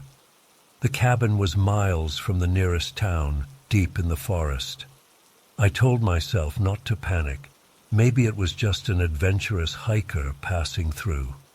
But why would they approach the cabin? I did a quick walk around the perimeter, looking for any signs of intrusion, but the cabin seemed secure. Still, I made sure to lock all the doors and windows before settling in for the night. Sleep didn't come easily as I lay there listening to every creak of the old wooden structure, imagining shadowy figures lurking just outside. The next morning I woke early and stepped out onto the porch to survey the area in the pale dawn light. My breath caught in my throat as I saw fresh prints in the new dusting of snow, circling the entire cabin, pausing at each window. Someone had been here watching me as I slept. My hands shook as I quickly packed a backpack with some essentials. I needed to follow these tracks to see where they led. Maybe there was an innocent explanation. Maybe I was overreacting. But I had to know. The prints led away from the cabin and into the dense forest. I hesitated at the tree line, the shadows between the trunks seeming to shift and move. But I steeled my nerves and pressed on, following the clear trail left in the pristine snow. The forest was eerily still, muffled by the thick blanket of white. The only sounds were the crunching of snow under my boots and my own ragged breathing. I tried to move as quietly as possible, straining my ears for any other noises. After about 20 minutes of hiking, I heard it, the unmistakable sound of footsteps crunching through snow off to my left. I froze, hardly daring to breathe. The steps continued for a few seconds, then stopped. Silence descended once again. My heart was pounding so hard I was sure it must be audible. Slowly, I turned my head to scan the trees. At first, I saw nothing but snow-laden branches. Then a flicker of movement caught my eye. There, partially hidden behind a large pine about 50 yards away, was a dark figure. I couldn't make out any details, just a vague human shape, but I could feel eyes boring into me. I don't know how long we stood there, locked in that silent standoff. It felt like hours, but was probably only a minute or two. Then the figure moved, melting back into the shadows between the trees. Panic exploded in my chest. I whirled around and started running back the way I'd come, no longer caring about stealth. Branches whipped at my face as I crashed through the underbrush, my lungs burning in the frigid air. I didn't slow until I burst out of the tree line into the cabin clearing. I sprinted across the snow and up the porch steps, fumbling with shaking hands to unlock the door. Once inside, I slammed it shut and turned every lock. Gasping for breath, I peered out the window, scanning the forest edge for any sign of pursuit. Nothing moved out there, but I knew what I'd seen. Someone was out there, watching me, playing some kind of sick game. I grabbed my phone, cursing when I saw there was still no signal this far out in the wilderness. My car keys. Where were my car keys? I tore through my bags until I found them, along with my wallet and a few other valuables I couldn't leave behind. As I was shoving things into my pockets, movement outside the window caught my eye again. My blood ran cold as I saw a dark figure dart between two trees, quickly vanishing from sight. They were getting closer. That was it. I had to get out of here now. I didn't even bother to grab the rest of my belongings. I yanked open the door and sprinted for my car, almost falling as I scrambled through the snow. I fumbled with the keys, dropping them in the snow before finally getting the door open and practically diving inside. The engine roared to life and I stomped on the gas, fishtailing slightly before the tires found purchase. As I sped down the narrow access road, my eyes kept darting to the rearview mirror. I half expected to see a figure appear in the road behind me or come running out of the woods. But there was nothing, just empty road and silent forest. I didn't slow down or relax until I reached the main highway nearly an hour later. Only then did I let out the breath I felt like I'd been holding the whole time. My hands were cramping from gripping the steering wheel so tightly. I drove straight through to the nearest town, got a room at a motel, and didn't leave until the next morning. I called the police to report the incident, but they seemed skeptical. Without any real evidence of a crime, there wasn't much they could do. They said they'd send someone out to check on the cabin, but I knew they wouldn't find anything. It's been months now, and I still haven't been back to the cabin. I don't know if I ever will. Sometimes I try to convince myself that it was all just my imagination running wild in the isolation of the wilderness. But then I remember those footprints in the snow, that dark figure hiding among the trees, and the undeniable feeling of being watched. I don't know who or what was out there in those woods. I don't know what they wanted or why they were watching me. But I do know that I've never felt fear like that before, and I hope I never do again. The wilderness has always been a place of peace and solitude for me, but now I can't help but wonder what might be hiding just out of sight, waiting and watching in the shadows between the trees. I was always a fan of winter camping, even though most people thought I was crazy for wanting to brave the cold. There's just something magical about the stillness of a snow-covered forest. This year, my buddy Mark and I had planned our annual trip to the Nevada wilderness. We'd been doing this for the past 5 years, always choosing a different spot in the vast expanse of the Sierra Nevada range. We set out early on a crisp Saturday morning in January. The drive took about 3 hours from Reno, winding up into the mountains on roads that became increasingly treacherous with ice and snow. By early afternoon, we reached the trailhead where we'd start our hike into the backcountry. As we shouldered our heavy packs filled with winter gear, food, and supplies, I felt that familiar excitement building. The air was sharp and clean, our breath visible in puffy clouds. The forest around us was silent except for the occasional creaking of snow-laden branches. We hiked for about 2 hours, trudging through knee-deep snow at times. The exertion kept us warm despite the dropping temperature.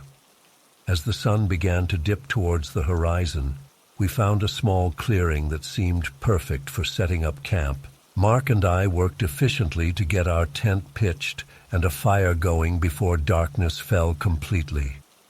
The flames cast flickering shadows on the surrounding trees as we sat close, sipping hot chocolate and recounting stories from past trips. Remember that time we saw those mountain lion tracks circling our tent? Mark chuckled. I shuddered at the memory. Yeah, let's hope for no repeat performances this year. As the night wore on, the temperature plummeted. We could hear the occasional crack of a tree branch giving way under the weight of snow and ice. It was peaceful, in an eerie sort of way, the kind of silence you only find in places truly removed from civilization. We turned in around 10 p.m., burrowing into our sub-zero sleeping bags. I drifted off quickly, lulled by the absolute quiet of the forest. I'm not sure what time it was when I first heard it. A sound that didn't belong, cutting through the silence like a knife. My eyes snapped open, suddenly wide awake. For a moment, I thought I might have dreamed it. Then it came again. A long, drawn-out scream that made the hair on the back of my neck stand up. "Mark," I whispered urgently, reaching out to shake my friend awake. "Do you hear that?" He stirred groggily. "Huh? What?" The scream came again, louder this time. It didn't sound human, but it didn't sound like any animal I'd ever heard either. It was a sound of pain and rage that made my stomach clench with instinctive fear. Mark was fully awake now, his eyes wide in the darkness of our tent. "What the hell is that?" he hissed. "I don't know," I replied, my mouth dry. "But it sounds close." We lay there, barely breathing, straining our ears. The screams continued, sometimes fading as if moving away, then suddenly piercing loud, as if whatever was making them had circled back towards us. After what felt like hours, but was probably only about 20 minutes, the screams stopped abruptly.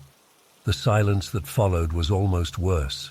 My mind raced with possibilities, each more terrifying than the last. "We should check it out," Mark said finally, though he sounded anything but eager. Part of me wanted to say no, to suggest we stay put until morning. But curiosity and a need to understand what was happening overrode my fear. Reluctantly, I nodded.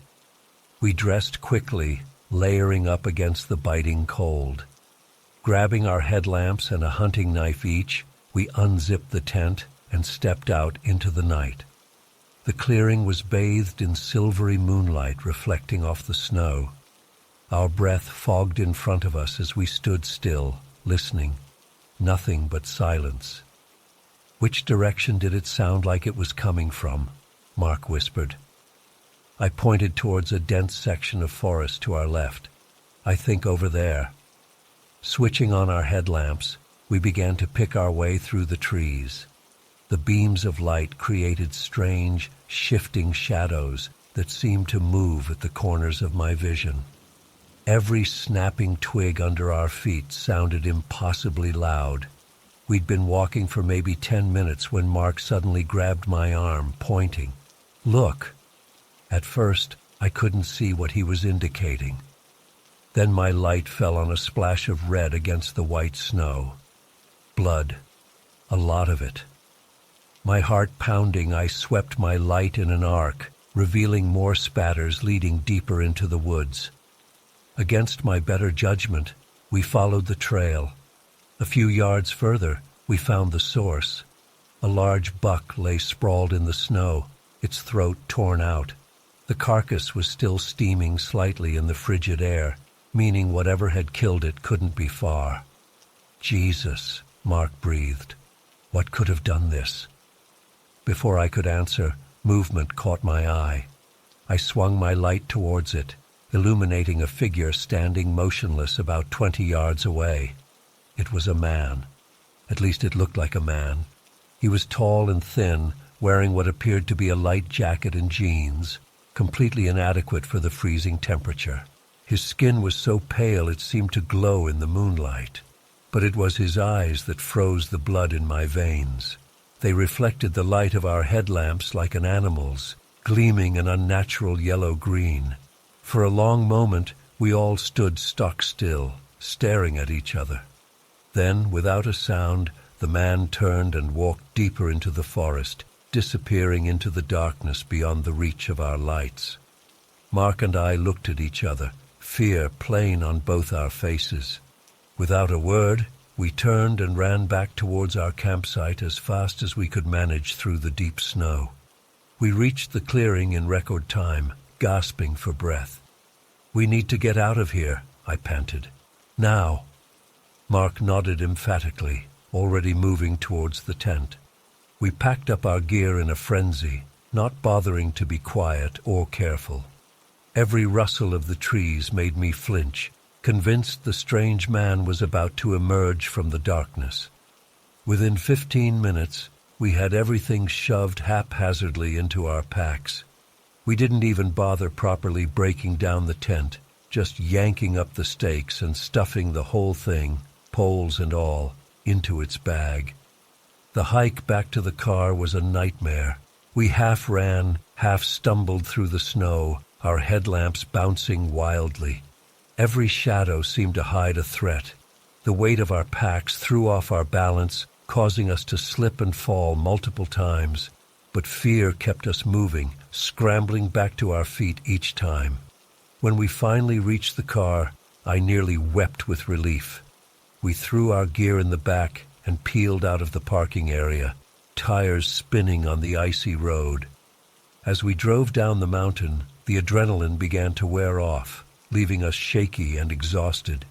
We rode in silence for a long time, both lost in our own thoughts. Finally, Mark spoke. What do you think that was back there?" I shook my head.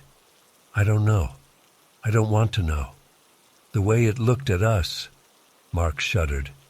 "Those eyes, they weren't human. Maybe it was just some crazy hermit living in the woods," I suggested, not believing it even as I said it. Mark snorted. "Right. A crazy hermit who can survive sub-zero temperatures in jeans and a windbreaker, who apparently hunts deer with his bare hands." I had no response to that. We lapsed back into silence for the rest of the drive. When we got back to Reno, the sun was just starting to rise. We went to my place, neither of us wanting to be alone.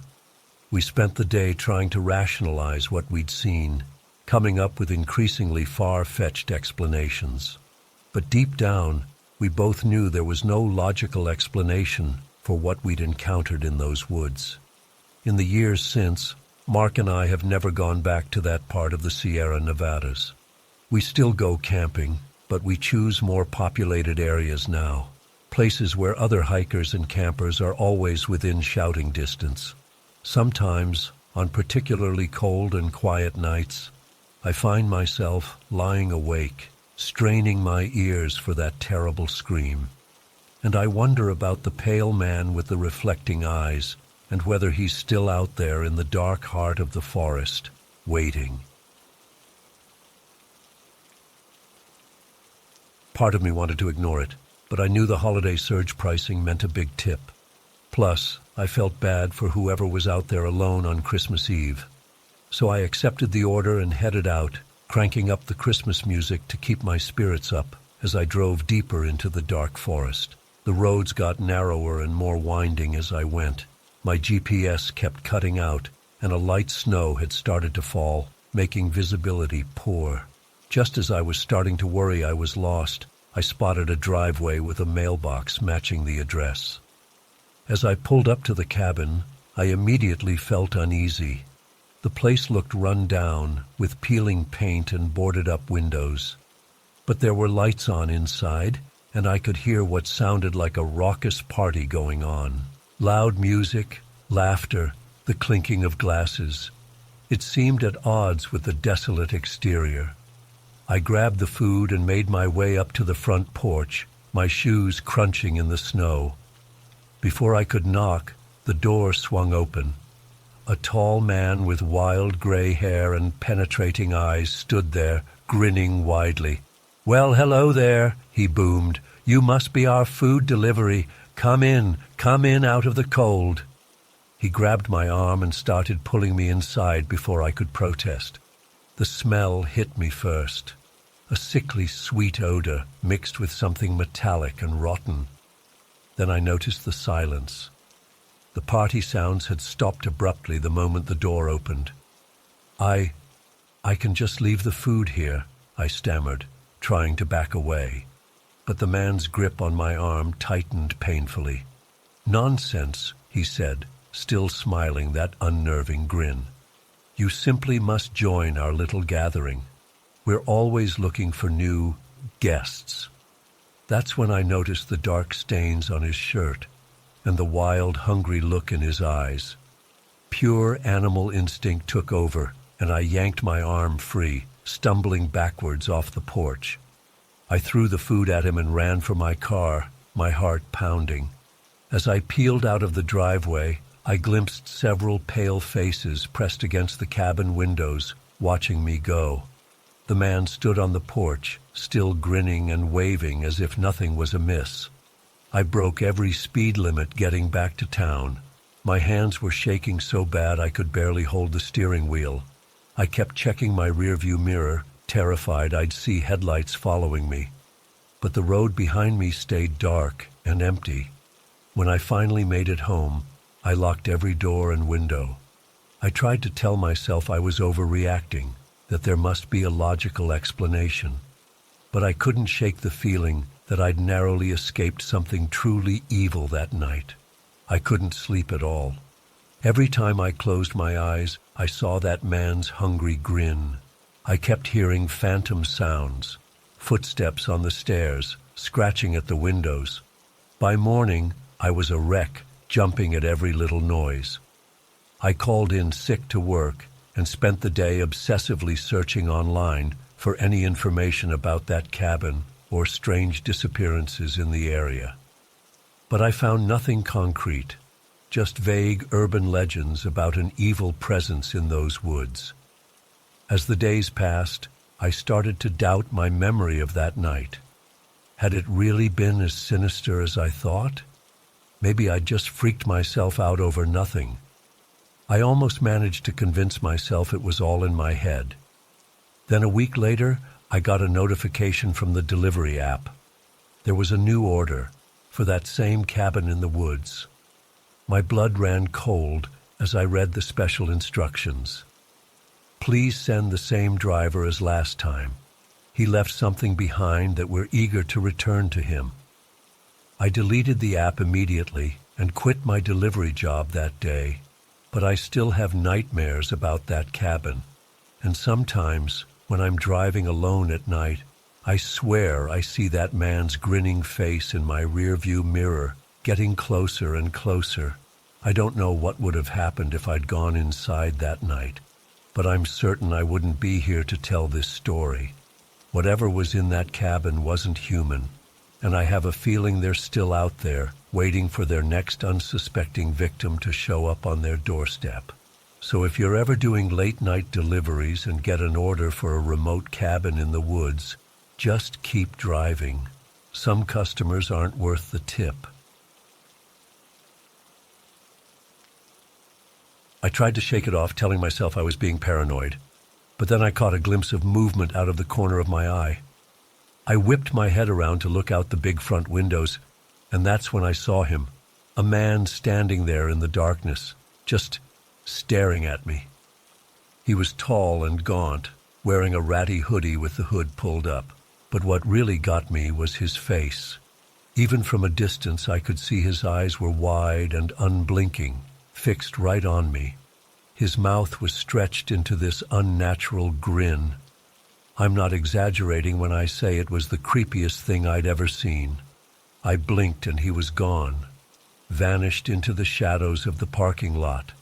My heart was racing as I tried to convince myself I'd imagined it, but deep down, I knew what I'd seen was real.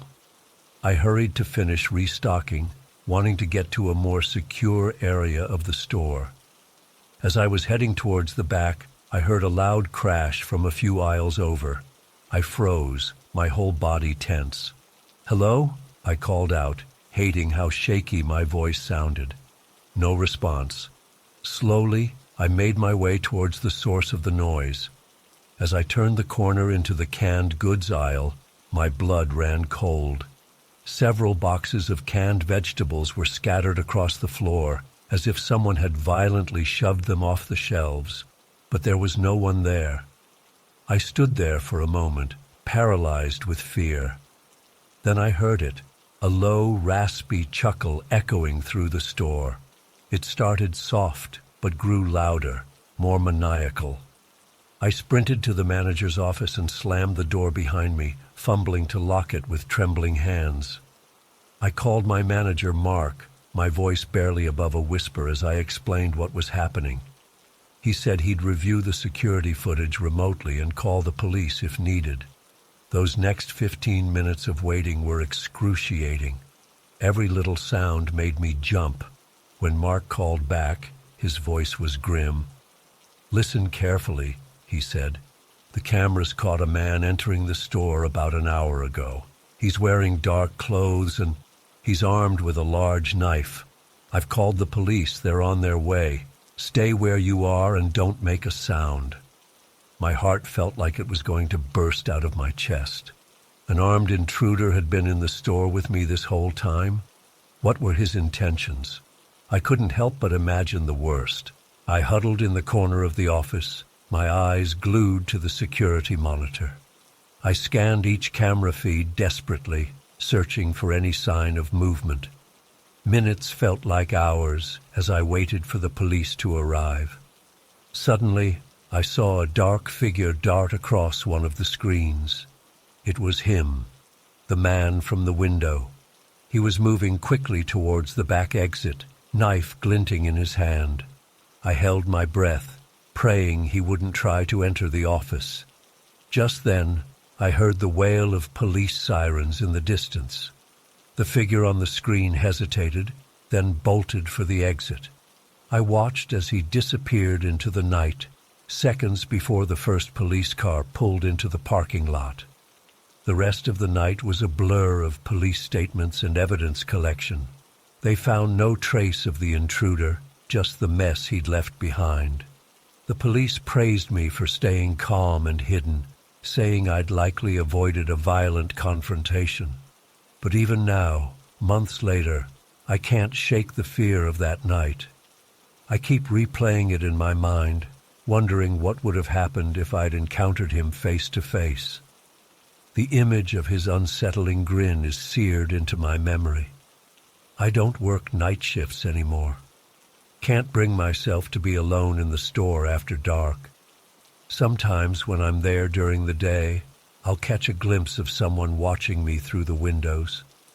It's always just a normal customer, but for a split second, my heart stops. The police never caught the guy. They said without any clear images of his face, there wasn't much to go on. Sometimes I wonder if he's still out there, waiting for another opportunity. Other times, I try to convince myself it was all just a terrible nightmare. But then I'll be lying in bed at night, and I'll hear that chilling laugh echoing in my mind. And I know it was real, all too real. I've tried talking to a therapist about it, but it's hard to fully convey the terror of that night, the feeling of being hunted, of knowing someone with unknown, violent intentions was lurking in the shadows. It's changed me in ways I'm still trying to understand. I've become hyper-vigilant, always scanning my surroundings for potential threats. Loud noises make me jump. I have trouble sleeping, often jolting awake from nightmares of being chased through endless store aisles. My coworkers have noticed the change in me. They try to be supportive, but I can see the concern in their eyes. I know they whisper about me when they think I can't hear. Poor guy, he's never been the same since that night, they'll say. And they're right. I've thought about quitting my job entirely, but the idea of being unemployed and alone with my thoughts is even more terrifying. So I push through day by day, trying to reclaim some sense of normalcy. But there's a part of me that knows I'll never fully feel safe again. Not in the store, not anywhere. That night showed me how quickly our sense of security can be shattered, how thin the line is between safety and danger. I find myself wondering about the intruder. What drove him to enter the store that night? What were his plans? Was he just a desperate person looking to rob the place, or did he have more sinister intentions? The not knowing is almost worse than anything else. Sometimes I imagine running into him on the street. Would I recognize him? Would he recognize me? The thought makes my skin crawl. I've started carrying pepper spray with me everywhere I go. It's probably overkill, but it gives me a small sense of control. Like maybe next time, I won't be so helpless. My friends and family have been patient with me, but I can tell they're getting frustrated. They want me to move on and stop dwelling on it. But how do you move on from something like that? How do you forget the feeling of being prey? I've tried to research similar incidents, hoping to find some answers, or at least feel less alone. But every story I read just adds to my anxiety, reminding me of how vulnerable we all are. The store has upgraded its security system since that night. New cameras, better locks, the works. But it doesn't make me feel any safer. I know now that no amount of technology can fully protect us from the darkness that lurks in some people's hearts. As I write this, I'm sitting in my apartment, doors locked, curtains drawn. It's broad daylight outside, but I still can't shake the feeling of being watched. I know it's irrational, but that's the thing about trauma. It doesn't always make sense. I don't know if I'll ever fully recover from what happened that night, but I'm trying. One day at a time, one small step towards reclaiming my life. And if by sharing my story, I can help someone else feel less alone in their struggles, then maybe some good can come from this nightmare after all. To anyone reading this who's been through something similar, know that you're not alone. The road to healing isn't easy, but it's possible. And to those who haven't experienced anything like this, cherish your sense of safety. You never know when it might be taken away. As for me, I'll keep pushing forward, hoping that one day the memory of that night will fade. That one day I'll be able to walk into a store without my heart racing. That one day I'll hear a laugh and not immediately tense up. Until then, I'll keep telling my story, because maybe, just maybe, it'll help someone else feel a little less afraid in this unpredictable world we live in.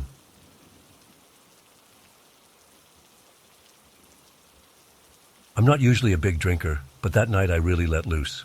Champagne, shots, mixed drinks. I lost track of how much I had. By 2 a.m. the party was still going strong, but I was fading fast.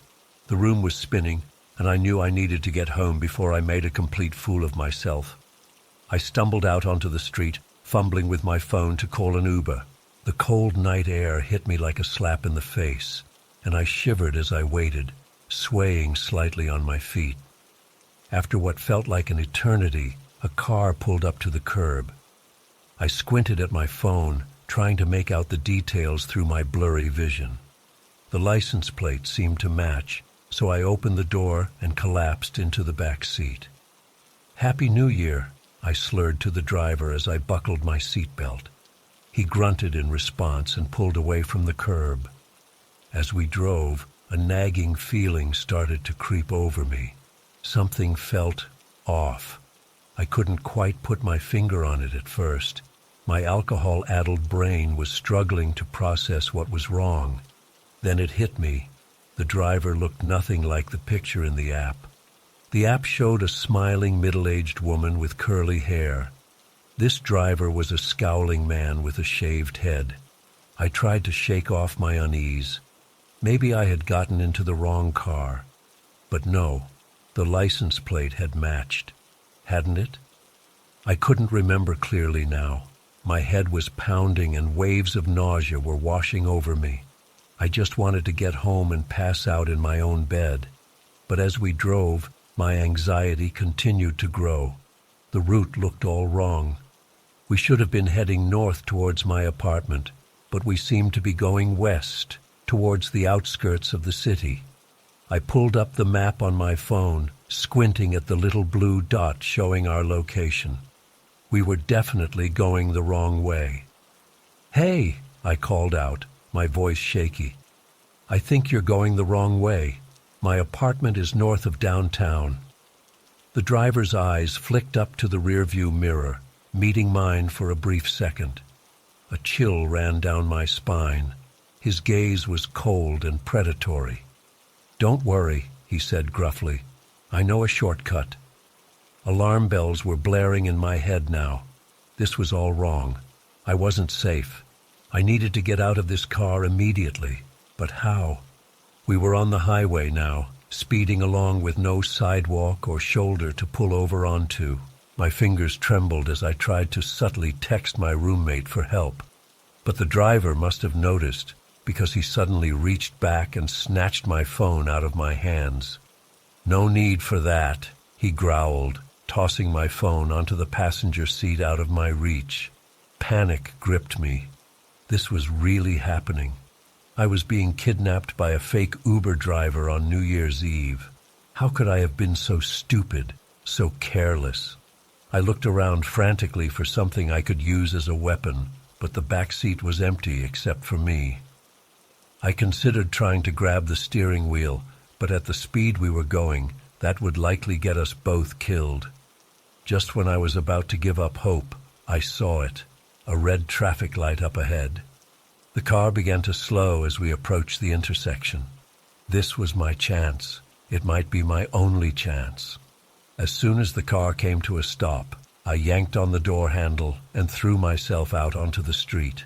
I hit the pavement hard, skinning my palms and knees, but adrenaline was coursing through me now. I scrambled to my feet and ran as fast as I could, not daring to look back. I could hear the screech of tires and angry shouting behind me, but I didn't stop. I ran and ran until my lungs were burning and my legs felt like jelly. Finally, I ducked into an all-night diner, gasping for breath. The elderly waitress took one look at my disheveled state, torn clothes, bloody knees, wild eyes, and immediately sat me down in a booth, bringing me a glass of water and asking if I needed her to call the police. I nodded gratefully, still too out of breath to speak. As I sipped the water with shaking hands, the reality of what had just happened began to sink in. I had very likely just narrowly escaped being kidnapped, or worse. If I hadn't noticed the discrepancies, if I had passed out in the back seat, if there hadn't been that red light, I shuddered to think how differently this night could have ended. The police arrived quickly and took my statement. They were able to get the license plate number from my Uber app, but I had a sinking feeling they wouldn't find anything.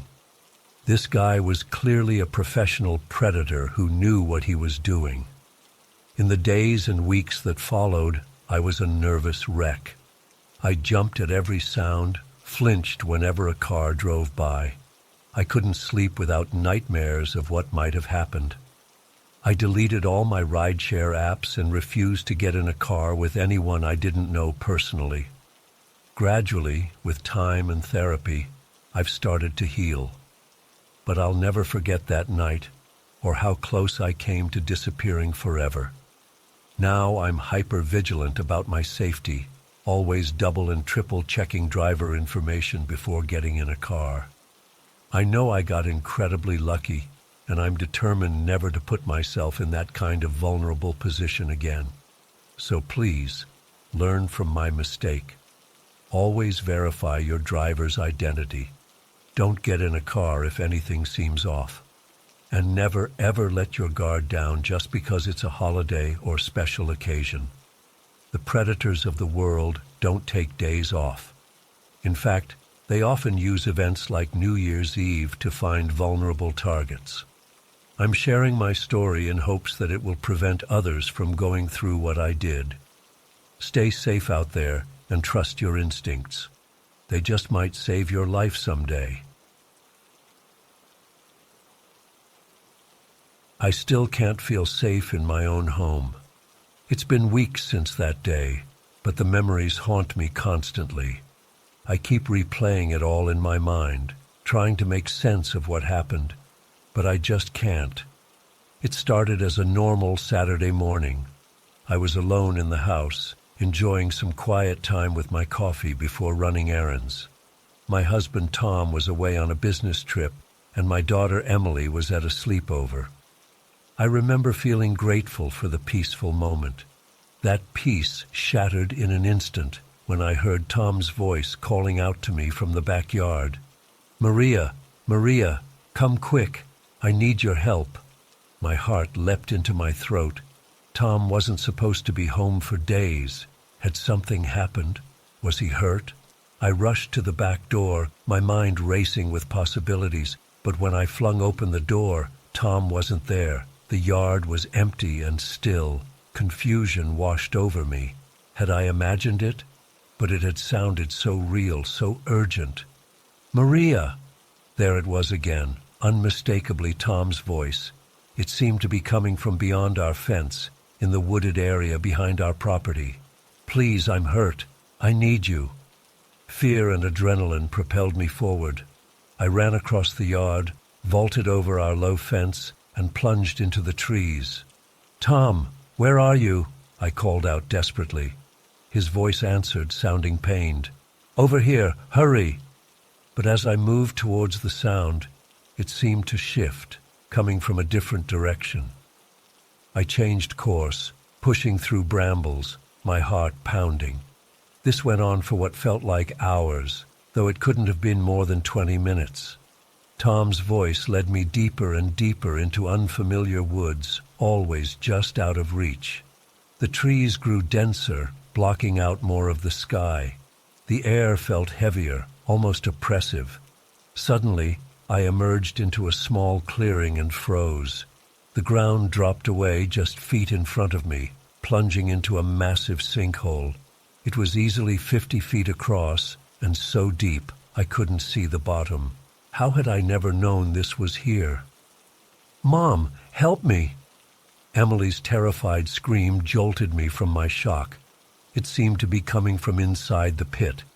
I inched closer to the edge, peering down into the darkness. "I'm scared. Please help." "Emily," I called out, my voice shaking. "Where are you, honey? I can't see you." "I'm down here. I fell in and I can't get out." Her sobs tore at my heart.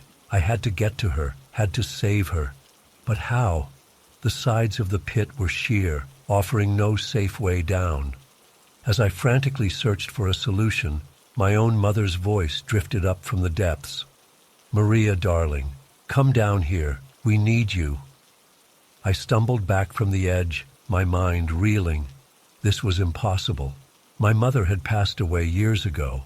What was happening? The voices began to overlap, a cacophony of pleas and cries from everyone I loved. Tom, Emily, my mother, my best friend, all calling for me, all seeming to be trapped in that bottomless pit. Their words tugged at my heart, urging me to jump in, to save them. Part of me knew it couldn't be real. But the voices, they sounded so authentic, so desperate. Tears streamed down my face as I wrestled with indecision. What if they really were down there somehow? How could I abandon them? I inched forward again, torn between the instinct to help and the growing sense that something was terribly wrong. As I neared the edge, the air seemed to shimmer and distort. For a brief moment, I thought I saw something moving in the shadows below, something that definitely wasn't human. Terror seized me. I scrambled backwards, tripping over roots and fallen branches in my haste to get away. The voices rose to a fever pitch, abandoning their pleas for angry accusations. "You're leaving us here to die. I thought you loved me. How could you do this to your own daughter?" Their words cut deep, but the inhuman growl underlying them spurred me on. I ran blindly through the woods, branches whipping my face, thorns tearing at my clothes. I had no idea which direction I was going. I just knew I had to get away. I don't know how long I ran. My lungs were burning, my legs trembling with exhaustion. But finally, mercifully, I burst out of the tree line and found myself back in my own yard. I collapsed onto the grass, gasping for air, my whole body shaking. As my breathing slowly steadied, I became aware of how quiet it was. No voices, no strange sounds, just normal neighborhood noises, distant lawn mowers, kids playing, birds chirping. I lay there for a long time, afraid to move, afraid it would all start again. Eventually, I gathered the courage to get up and go inside. I locked every door and window, drew all the curtains, and huddled on the couch. That's where Tom found me hours later when he got home from his trip, still shaking and barely able to speak. I've tried to tell him what happened, but the words always fall short. How can I explain the sheer wrongness of those voices, the way they pulled at my very soul, nearly convincing me to leap to my death? He's worried about me, I can tell. He thinks maybe I had some kind of breakdown or hallucination. Sometimes I wonder if he's right, but then I remember that thing I glimpsed in the pit, the malevolence I felt emanating from it. That was real. I know it was. I've done some research since then, trying to make sense of it all. I've found similar stories, people lured into danger by familiar voices, encounters with shape-shifting entities in the woods. Some call them demons or trickster spirits. Others talk about interdimensional beings or glitches in reality. I don't know what to believe anymore. All I know is that something tried to take me that day. Something that knew exactly how to manipulate my emotions, how to use my love against me.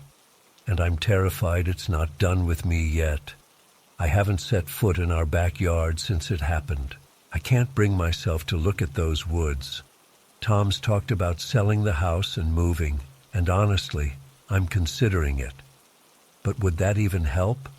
Or would this, whatever it is, just follow me? The worst part is the doubt that lingers. What if I made the wrong choice? What if somehow my loved ones really were down there and I abandoned them? Logically, I know that's impossible, but the guilt still gnaws at me. I find myself analyzing every sound now, every voice. When Tom or Emily call out to me from another room, I freeze up, wondering if it's really them. I'm constantly on edge, waiting for the trick to be revealed, for the voices to start again. I've thought about going to therapy, but I'm afraid they'll think I'm crazy. And to be honest, part of me is afraid that talking about it might somehow make it worse, might draw the attention of whatever was in that pit. So I'm left here, stuck in this limbo of fear and uncertainty, jumping at shadows, questioning reality, wondering if I'll ever feel safe again. All I can do is cling to what I know is real and hope that somehow, someday, I'll find answers. If anyone out there has experienced anything like this, please reach out. I need to know I'm not alone in this. I need to know there's a way to move past it. Because right now, it feels like that day in the woods will haunt me forever.